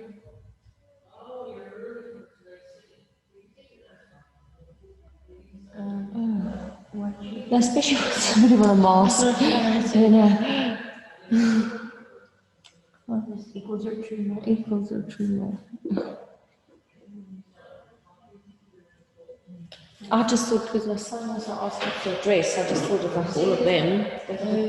Yeah, they all went to that march. So I'm like, please don't let it be there. People are 3 hours early for what's next. Oh my God. Yeah. Gee, they're eager. Very eager. 3 hours. Quite something. Okay. Where the hell was I? True north. True north. So what is my true? True north, right, the process. So put a star beside it. This was really valuable to me to be able to figure out what my truth is, because it can be very confusing. We can be of 6 minds about things. And when I realized that first there's my truth, and when my negative bias gets a hold of my truth, what's weaved into it is fear. So then I'd have to go, okay, what do I think about Sunday brunch with the in-laws?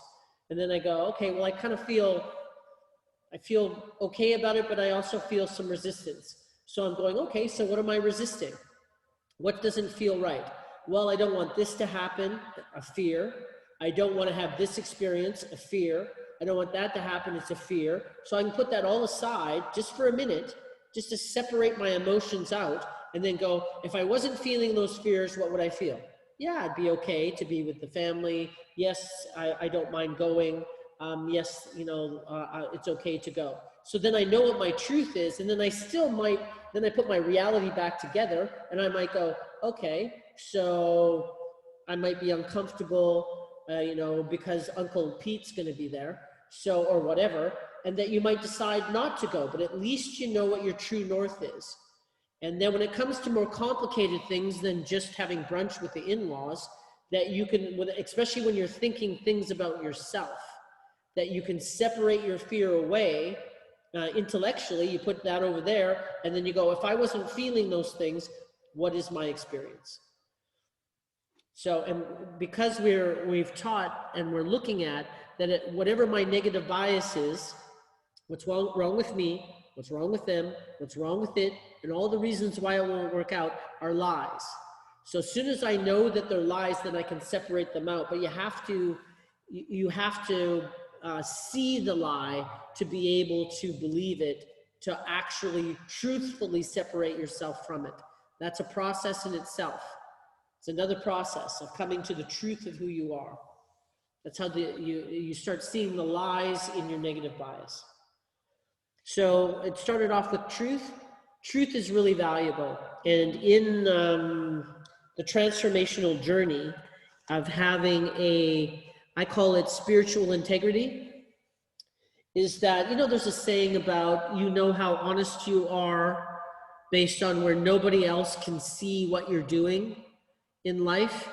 And if you're fudging the margins, if you are manipulating, if you're taking something that isn't yours, whatever it is, in the places in your life where there's no lights on, where other people can see, it's just you, that's how honest you are. Now, there's a saying, it took me 5 sentences to say it, but anybody know what, yeah, does anybody know what that saying is? Okay, well, you get the point. So truth is really valuable in that being able to come to your truth, the spiritual integrity. Some people fudge, I call it fudging the margins of reality. So they'll be of 6 minds. You know, I did something in life, and the reason, 80% of the reason why I did it is because I was being petty and I was trying to take something away from somebody else. And the 6% reason I did it is because it was convenient for me. And people will go, which is innocuous, and they'll go, oh, I did it for these reasons, and they ignore all the shitty reasons why they did something and pretended like it didn't happen. That's not being honest with yourself. It's not being connected with the truth is. It's really the process of looking at who you are and looking at what you're doing. Because in the human condition, what comes with the skin bag or the phone, some of the apps are jealousy, pettiness, comparison. What else comes with it? Self-worth. So there's stuff that comes with it, and not looking at those things isn't helping you. It makes our lives dramatic and inconsistent and painful. If you don't understand the places in your life where you're creating pain, you can do nothing about it. So you want to start being truthful with yourself. And once again, it's incremental, just in little ways. You start being more truthful to yourself and you start aligning more with who you are, and all you do is feel better. So people think if they're not truthful to themselves, it gives them more leeway to actually get what they want in life. But really what it does, it just denies them who they truly are, and that they start doing petty things, like they're justified in doing something petty, or etc. Is that kind of clear? Okay. So that's truth. Truth has been really valuable to me. And what's also within truth is authenticity. The more truthful you are with yourself, the more authentic that you can be. That I'm not apologetic for being human. I'm not apologetic for being me. These are the things I'm feeling, and you know what? It's okay for me to be feeling these things. It's okay for me to want what I want. You know, a lot of people are embarrassed to ask for what they want, or that they can't express who they are because somebody might judge them. I don't care. This is what I feel. And that it's really interesting when you just be authentically who you are and somebody goes, well, that's not right. And you go, well, why? It's what I'm feeling. So why is it? This is my absolute experience. How can anybody tell me that's not right? Compared to what? So you live your own life and you make your own choices, and those aren't my choices. So authenticity is another powerful tool in transformation. So then you start looking at, so in the yamas, you're starting to look at being not violent and not judgmental with yourself and others. You're looking at being more truthful with who you are and not allowing yourself a whole bunch of outs, fudging the margins of reality so that you can get away with stuff. Because we know we only do that because there's a lack in life. If there's a lack in life, being the masters of lack, I might need to be untruthful so that I can make sure I can get enough. If you believed you were going to get everything you wanted in life, and then you wouldn't, no matter what, you wouldn't need to manipulate, and you wouldn't not need to be truthful. There's a double negative. I hope you got that. The next one, asteya, non-stealing. So we're going to be non-violent, we're going to be truthful to ourselves, and then we're not going to steal. well, what are we not going to steal? Well, we're not going to take things from people that aren't ours, but we're also not going to steal, like, you know, when you get to a dinner and there's somebody that talks all night and nobody else gets a chance to, that's stealing. When people dominate a conversation, that's stealing. When people take more than their share, that's stealing. And there's a relationship between being abundant and getting enough for myself and stealing. And you need to figure out what the truth is in that and what the nonviolence is in that. On the next one, Brahmacharya, continence, moderation, self-restraint, non-lust, control of senses, non-indulgent. That's mostly about non-indulgence. So when you start realizing, when people, because we're the masters of lack, and in some ways I don't have enough love, I don't have enough this, whatever it is that I use to pamper myself because life is hard, and I've created a lack based on the meanings that I've attached to life. I have a lack in some way. So what I don't get here, I make up over there. So when we start having indulgences, so I start controlling things so that I placate myself with too much chocolate. I placate myself with whatever there's an imbalance with. Yes, you can have chocolate. Yes, you can have food. Yes, you can pamper yourself. Yes, you can have sexuality. It's really about not overdoing any of those things. What's just enough? And when does it become too much is when I'm craving it. Or when more attention is going on it, and that when you look at that, more attention goes on those things, the overindulgence is when I have something that is negative. I have a negative feeling and I want it to go away. I'm an emotional eater, which means that I don't have good emotions, so I try and feel better with food. Does that all make sense to people? Overindulgences. Thumbs? Okay. Everybody good in here? Mm-hmm. All right. The next one is, I'm not even going to pronounce that. Kamishni? I always go to the Indians to help me pronounce things. Okay, which one is that? Is it on the first page as well? Yeah. Number 5, APARIG, etc. Pratyahara. Yeah. Say it again. Pratyahara. No. Where are you? Oh no, You said number 5. Okay, under the yamas. Under the yamas. Okay, what page is that? Page 21 or 22, doesn't matter. Okay. Maybe it's easy on page 22. Which page are you on? I'm on page 22 and Okay. 23. Did you find the yamas? Yama, Top. yeah. Okay, and then the last one, the last yama. Aparigraha. One more time. Aparigraha. Yeah, that's it. Aparigrama. Oh, I love having Indians in YTT. I love it. Okay. The point of it is non-coveting, non-craving, non-possessiveness, non-greed, non-control. So from a place of lack, we have a hole. I don't have enough. My happiness is on the other side of getting stuff. We get a little grabby and controlling, and we're trying to take that stuff and putting it inside of us to make ourselves feel whole. And it's a hungry ghost, like the Chinese talk about, is you can never fill it. You can never get enough. Why does a billionaire need to become a trillionaire? Really? So, non-coveting, non-craving, non-possessive, non-greed. Everybody good with that? So these are the yamas. These are the things, these are the do's.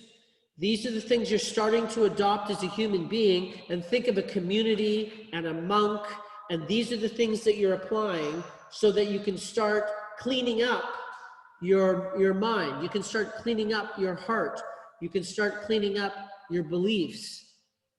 All of it comes from your beliefs. If you don't have a belief, you don't have a feeling. If you have a negative belief, you have a negative feeling. I mean, if you have a negative feeling, you have a negative belief, which is the genesis of it. And if you have a negative belief, then you know there's a lie in it, always. Okay. And being able to prove that to yourself is a great day. When you start realizing that all of your fears are actually lies, that is a great day. All right. That's the yamas. Then there's the niyamas. So there's the do's and don'ts. The do's are the yamas, the don'ts are the niyamas. So we'll look at, I'm going to say saucha. And so it's internal and external cleanliness or purity. So you're having pure thoughts. So you're not indulging, you're not having thoughts of violence, you're not having thoughts of stealing, you're not having thoughts of not enough, you're not having thoughts of repulsion. There's things I don't want to have. So you want to have as clean of experience if you can. You want to feel purity. When you feel that column of light that creation loves you, that's purity. If you're just taking a download of you, that's purity. The next one, santosha. So these are, so I've seen santosha spelled with an H on the end. I've also seen it spelled without the H. Santosa and santosha. I think everybody pronounces it santosha, but I've seen it spelled differently. All of these I've seen spelled differently. So, and it is contentment. Santosha is to be content. You're content with, when you take the download of you, you're content with self because it's beautiful. The moment is beautiful. You stay in the beautiful moment long enough, it actually becomes sacred. And then the masters chose not to leave. Well, all of that starts with contentment. I'm content with who I am. Well, our negative bias is not content. It's me and my problems. So the contentment is we start focusing on what's really true. You start taking the download of who you are in the moment. The moment starts being content. I start feeling content. You're walking around in your life with contentment. The energy you're putting out is content. What you're getting back is content. So as soon as you're starting to put out, if I'm not content, then I'm needy. I have things that need to be fulfilled. And the energy you're putting out is lack. I don't have enough. And what you're getting back is lack. That's a pretty good analogy of what's going on in society. So niyamas. So we're thinking monks, we're in a community, and that we have tasks all day long, and elders that are teaching these things to us. So in the modern day, we're looking at how can we, as humans with lives, jobs, and in a society that doesn't support these things, and couples and marriages. I mean, the monks weren't even allowed to touch the female because it's too tempting. They did everything that they could to be able to make separations so they could figure out what's going on. Now we don't have to live that way. Now we can actually adopt these principles and use them by living a full life, a whole life, as opposed to all these places where we have to be austere. The next one is austerity, which is tapas, is austerity, is not overdoing anything, not having an extra cupcake, not having an extra plate of food, not, so being a little bit disciplined. Yeah, it takes discipline to do it, but it's also the discipline to just take just enough and maybe a little bit less. Moderation, just to find out where we are. The next one, yeah, that. Self-study and the study of the scriptures. So in Western yoga, there's very little teaching. There's a lot of teaching about the asana, There's virtually no teaching about nonviolence or truth or non-stealing and etc. And being able to look at the light in me, being able to, there's a little bit of meditation, but that's about it. There's very little focus on what is it to be human? What is my negative bias? Almost none of the Western yoga deals with the negative bias at all, because most of them don't know how, because they've never been taught.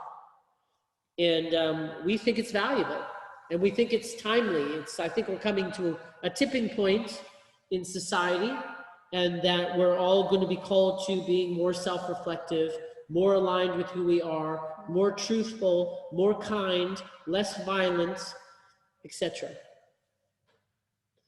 And so having a good self-study is, if you're going to have a practice, it's a really good idea. This is a really good practice. Start looking at these. It's all in the manual. All of these are being curated because in a transformational journey, they become important somewhere along the line.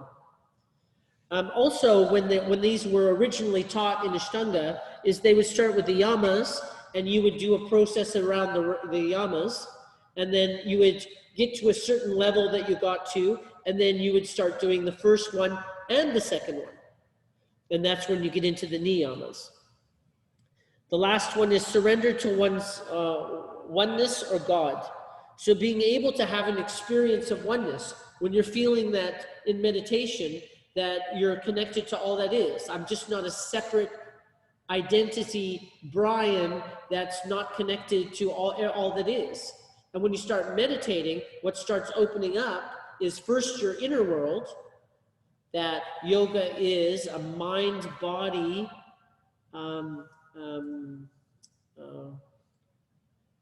it's a mind-body, what's the word that I use?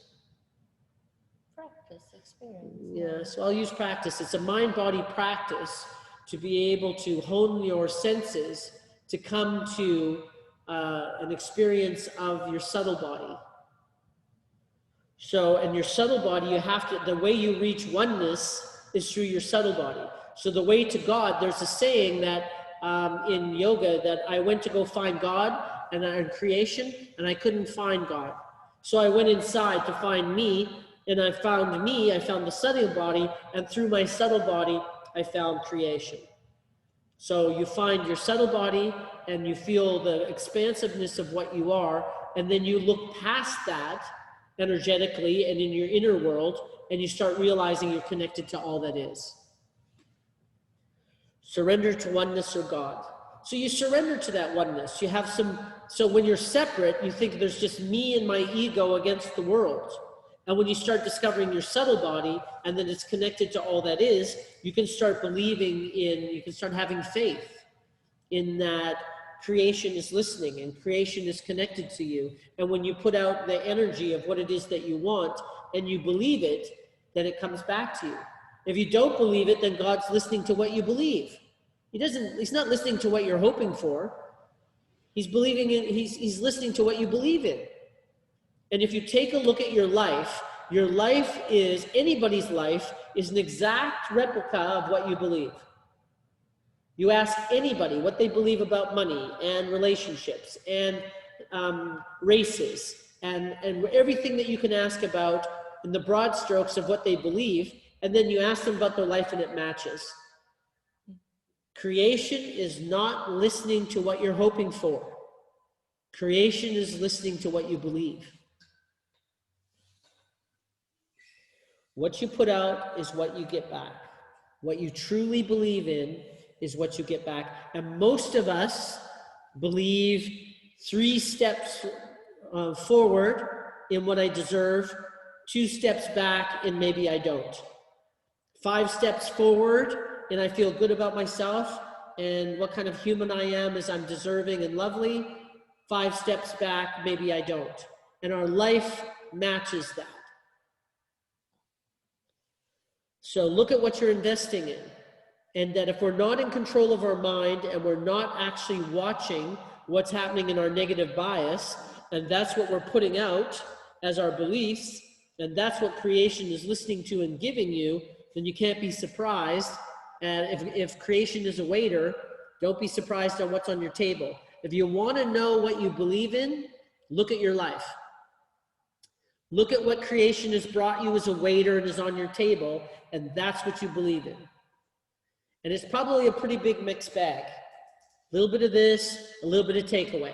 A little bit of deserving, a lot of takeaway. A lot of believing in myself, a little bit of takeaway. All good? Everybody got that? Excellent. So then we get to the third limb. So once again, that you've done the yamas and the niyamas, which is the do's and don'ts. And the first one is non-violence, ish. And then only then do you get to the asana. So they're not even doing postures yet. Only here are they doing postures in yoga as Ashtanga was originally done 5,000 years ago. And you know about the postures. You know it's about connecting your breath to your body. You know it's about moving your body. You know it's about your dharma. Your body is your dharma. Your breath is your dharma. Your experience of self is dharma. You feel good when you use your body. It connects you with who you are. The Western world is very physical. They understand the physical body and that they live through the physical body. They have some expertise there. They don't have much expertise in their negative bias. Like I said to you on page 42, when I said that yogis will put a lot of effort into mastering their physical body, but they've put very little mastery into learning their human condition, their negative bias. So then we're on the asana. And you're familiar with that because that's what brings everybody to a yoga course in the first place. So the fourth is a pranayama. So then you've gone from the do's, the don'ts, and the physical practice, and then you start doing the pranayama. You start getting involved with your breath. You start connecting to your breath. And how deep can you go? There's all kinds of techniques about breath, and all of them connect you to you. Almost every discipline about the human condition starts with meditation and breath. So when you start controlling your breath and you can start experiencing, having different experiences. See, we're breathing is automated, just like our thinking is automated, our negative bias is automated, our breathing is automated. We don't need to think about breathing. But when you start mastering your mind and start taking over control of that, all of a sudden it gives you power to live a life that is more rewarding, is more free, is more liberating, has more joy in it.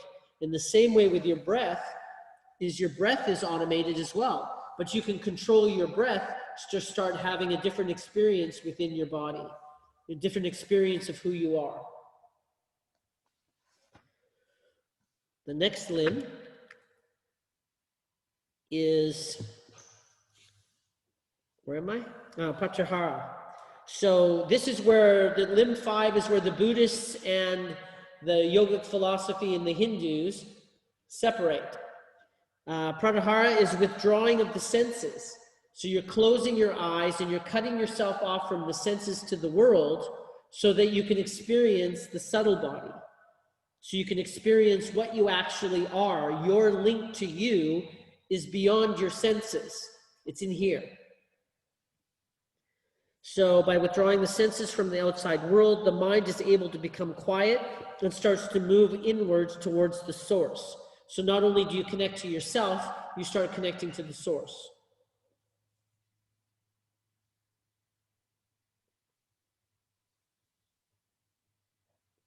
All good? What about that gaze? Is that that's drishti, hey? That when you kind of just look, but it's like you're not looking. You can fuzz your drishti, where the Buddhists are going, well, don't really look too intently at the candle. You fuzz your focus, so you have kind of a hazy drishti at a physical something, in this case, a candle. But it is still your drishti, yes. Okay. Yep. Surely I would think that breathing would be before posture. Yeah, well, that's their product. Well, you have breath in your in yoga, so you're following your breath. But usually they were teaching the yoga postures first, and then they taught breath after. So, because for me, like moving with breath, I'm regardless of how many times they told me to move with breath. Like vinyasa literally means moving with breath. And I could do the yoga postures and I could follow my breath some of the time, but most of the time I'm thinking about where does my body need to be? What hurts? Am I doing this right? I'm having a whole bunch of thoughts and I'm paying a little bit of attention to my breath. Once you've got the postures out of the way, then you can start introducing your breath all the time. And then it isn't just about the movement, because the pranayama, much of the pranayama is exercises. You're not actually doing asana. You're just sitting. And that there's all kinds of breath. There's square breath. There's hyperventilation. There's all kinds of breath that they're using to create different experiences. So it's a much bigger concept than just what you're doing initially in asana. Cool? I also heard in India, like if you say you do yoga, Yes. it means you're doing all of this. You And are if- doing yoga. Yeah, and if you say, like, if yoga, otherwise they call it you're doing asana. What Yes. we do is asana. They actually don't say, if you say yoga, you're living this. Yes.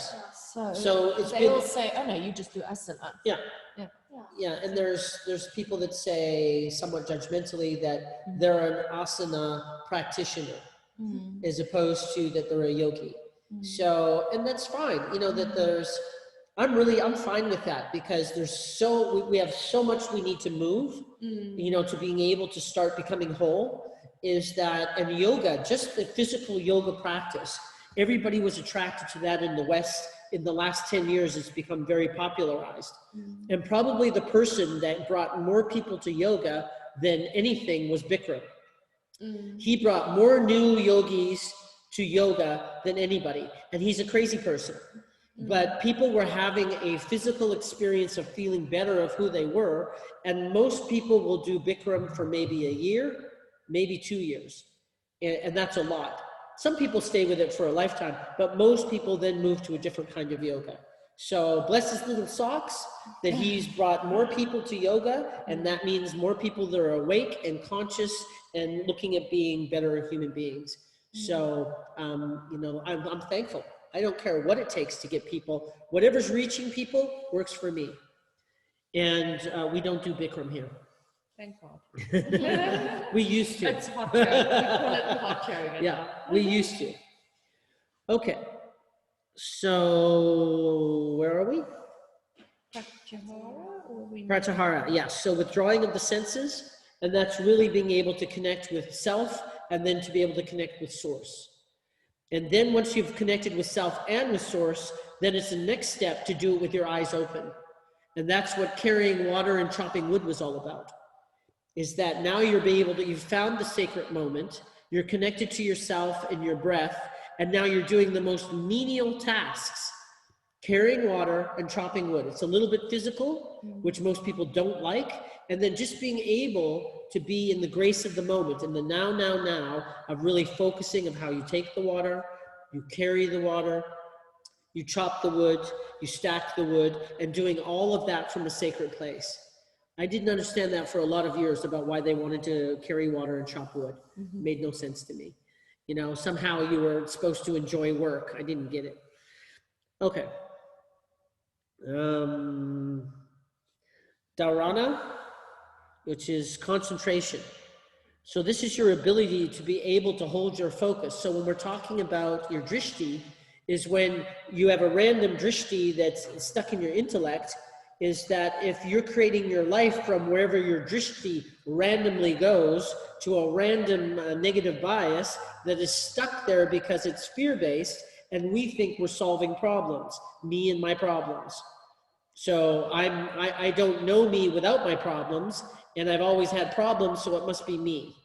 And that when we start connecting to what we actually are, part of that is concentration.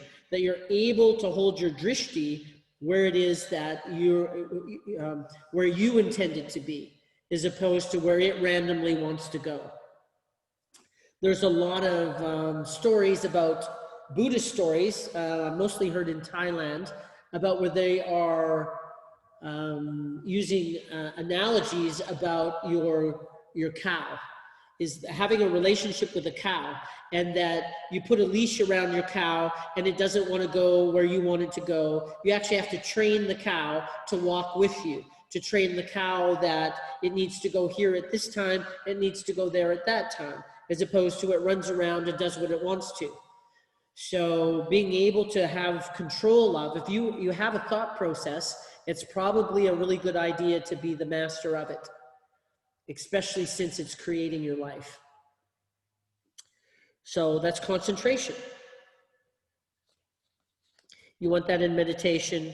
You want that in your asana practice. You want that in living your life. Limb number 7. Dhyana, or meditation, relates to, it's a kosha. In true meditation, the concentration leads to naturally to a state with a object and witness, the I merge. So the meditation is where you are, where you lose your identity, where the experience of yourself in the moment is that is the everything.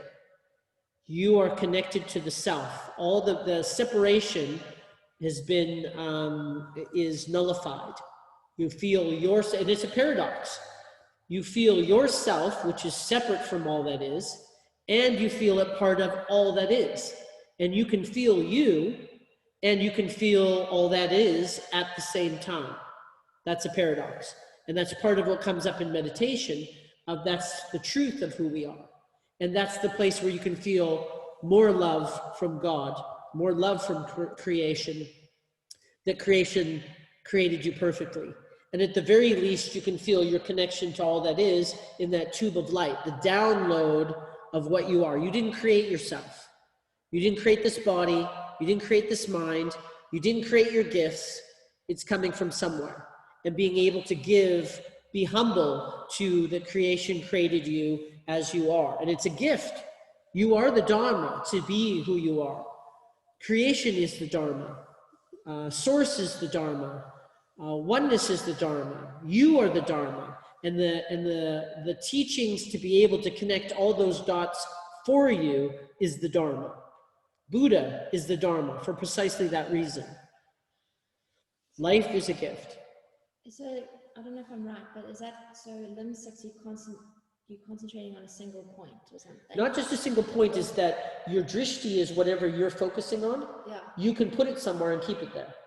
Yeah, but then for limb 7, is that kind of moving it into your general Meditation. day-to-day meditation? Is that bringing it kind of from like not a single point, but from limb 6, you're kind of broadening it into your everyday life?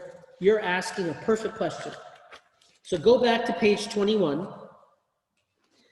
Now this is now we can see all of them in a circle. So we're on page 21 and we're looking at all 8 of them, sorry. And this is what Ashtanga was originally created as. All of this was created for number 7, which is meditation. The entire point of the Ashtanga and the 8 limbs is to meditate. You do the yamas so that you understand what you are and what you're not. And these are the do's that you can actually have the cleanliness of who you are. And the niyamas, these are the things that you're not. Let's see, the do's, the don'ts. Yes, the don'ts. So, and that you're starting to actually understand the true nature of what you are. And then the asana originally was 4. There was no set series. The Krishna do very little. They live their lives from this model, and they do very little yoga. The whole point of yoga was so that you could sit for long periods of time and actually not hurt in your body. That was the point. The next one was pranayama, is that you need to use your breath to meditate. That you can start turning inward is part of that meditation to find self and your connection to source. Concentration, that you can hold your focus there. I think I meant concentration. And that you can hold your focus where you wanted to put it. And all of it was so that you could meditate. Every last one of those, the point was to meditate. And once you meditate long enough and you get good at it by doing all 7 limbs, you come to the last limb, which is samadhi. The whole point of meditation was to come to an experience of bliss, an experience of oneness with yourself, with the moment, and with the source. And you can see the connection of all of them. The whole point of 5,000-year-old Ashtanga was meditation. That was the point. So now we'll get back to where last time we talked to Krishnamacharya, the father of modern yoga, who created Mysore Ashtanga 92 years ago, 93 years ago. And what they did, instead of getting up, the Krishna, for example, get up at 4:30 in the morning, 5 o'clock in the morning, and meditate. Everything is about the meditation and being connected to all that is. The Mysore, what they get up at 4:30 in the morning and do is yoga practice, physical yoga practice, the asana or asana. And they have 6 set series that Krishnamacharya, who knows where he got them from, whether it was from a parchment and it was ancient, or from they made it up from a bunch of different places. The mythology is both. That those things that he brought that together in 6 set series, and they're very, very difficult series. That's 92 years old, and it's Mysore Ashtanga. Their entire focus is on physical ability. They don't do anything about meditation. They don't teach anything about the yamas or the niyamas. They say they do, but I've really not seen them do much about that. And bless their little socks, they are incredible yogis, physical yogis. Their practice, their physical practice is amazing. And they do things like when Renee saw them coming from a Pilates background, they will take you, you have to go through, there's in the set series, when you perfect the first one and the leader of the Mysore, so everybody's doing their own self-practice at 5:30 in the morning to about 9, I'd say. You have to do each, you do like an hour or 2 hours or 3 hours of practice, whatever you choose. You come in and you do whatever level you're on. So they go, okay, you've perfected the first one. Now you can go on to the second one. And if you can't get your body into that, they physically grab you and they kind of push you into that, which helps you, but it's not gentle. So Renee had a little freak out when she saw what they do, but it works. And I don't think they injure. I don't know. I've never gone to it. I know the Ashtangis. I've never gone to any of their, like the Mysore practice in Cape Town. Like there's always a lady or two that's in charge of it, and they hand it off to the next person that's going to take over. But the whole thing is about the physical practice.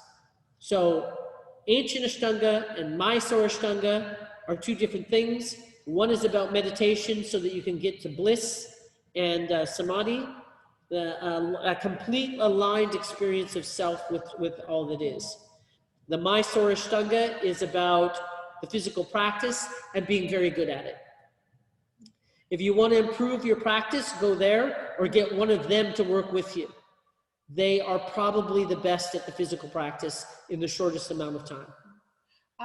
There was a teacher, she'd sometimes be at the one studio and then she taught at the gym as well. I won't mention names, but she would also just physically like push you, and it was a bit intense. I don't mind being pushed, but it was a little bit rough. Yeah, Ren being a Pilates person, you would never do that. You do adjustments in Pilates with the finger. And you're not even putting pressure on it, you're letting them do the motion. Maybe I need the biceps. But I used one finger and she moved everywhere she could. there you're actually moving structure and muscles and fascia, and it works, but it's, Renee will never go there, just saying. Okay, so you know the difference. I don't have any, bless the little socks, bless Ashtanga, bless Bikram, bless Mysore Ashtanga. Everybody's got their, what works for them. And just so that you know what the difference is, because I promise you, the number of Mysore Ashtangis that I've had to tell that their Ashtanga is 92 years old, and it was a surprise to them, is most of them. Just so you know. Okay, that's really the point of the 8 limbs, is all of it is about coming to meditation, all of it is coming to self, all of it is so that you can come to blissful experience of self and your connection to source, however you want to feel that. And having source really rejuvenating you. You're so blissful, you have such an experience and such a belief in creation that there's a oneness there, and it's absolutely amazing. All of us have felt something in meditation where we feel connected and we feel better and we feel in alignment.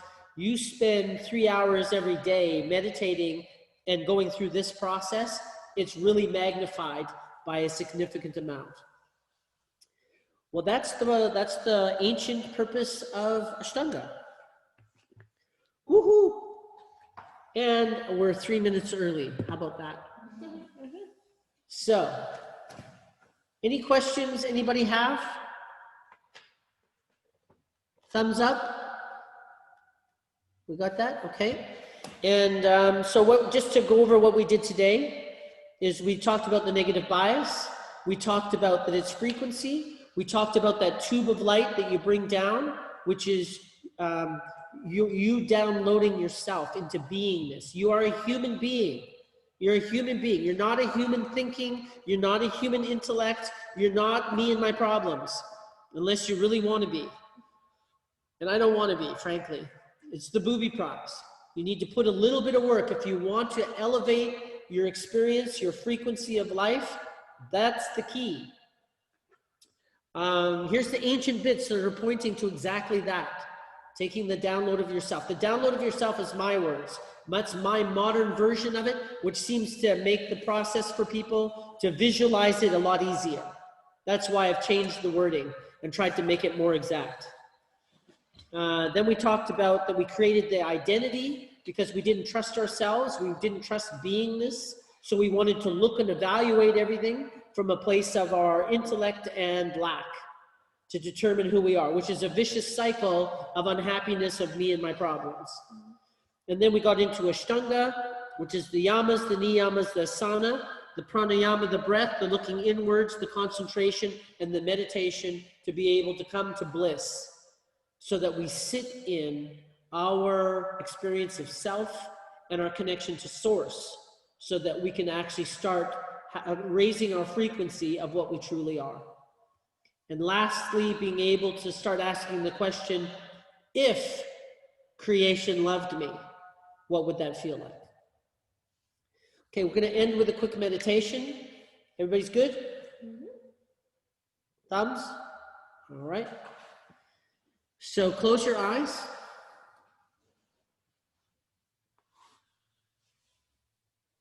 Feel your breath, feel the moment, feel the room around you. You can sense the room around you, how big it is. There's a frequency in that room. Feel your breath. Feel your breath in the now, where you're feeling each little molecule, particle of breath coming in. And each breath in, there's a moment, and on each breath out, there's a moment, and it keeps changing. A nanosecond. Feel that column of light of you, the download of you coming down into yourself.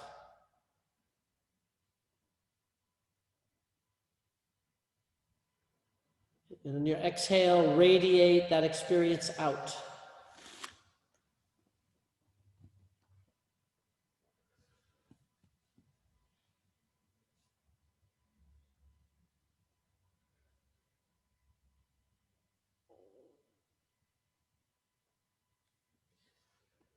For the next 3 breaths, I want you to feel the column of light coming in and the radiating at the same time. When you're exhaling, radiate and feel the light coming in at the same time. Next 3 breaths.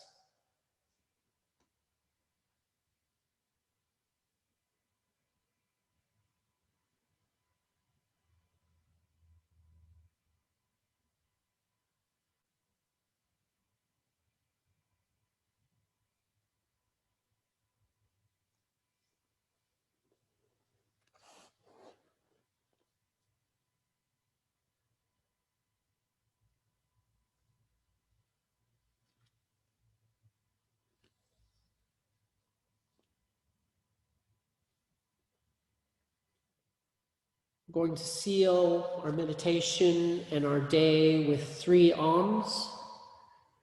Inhale to prepare.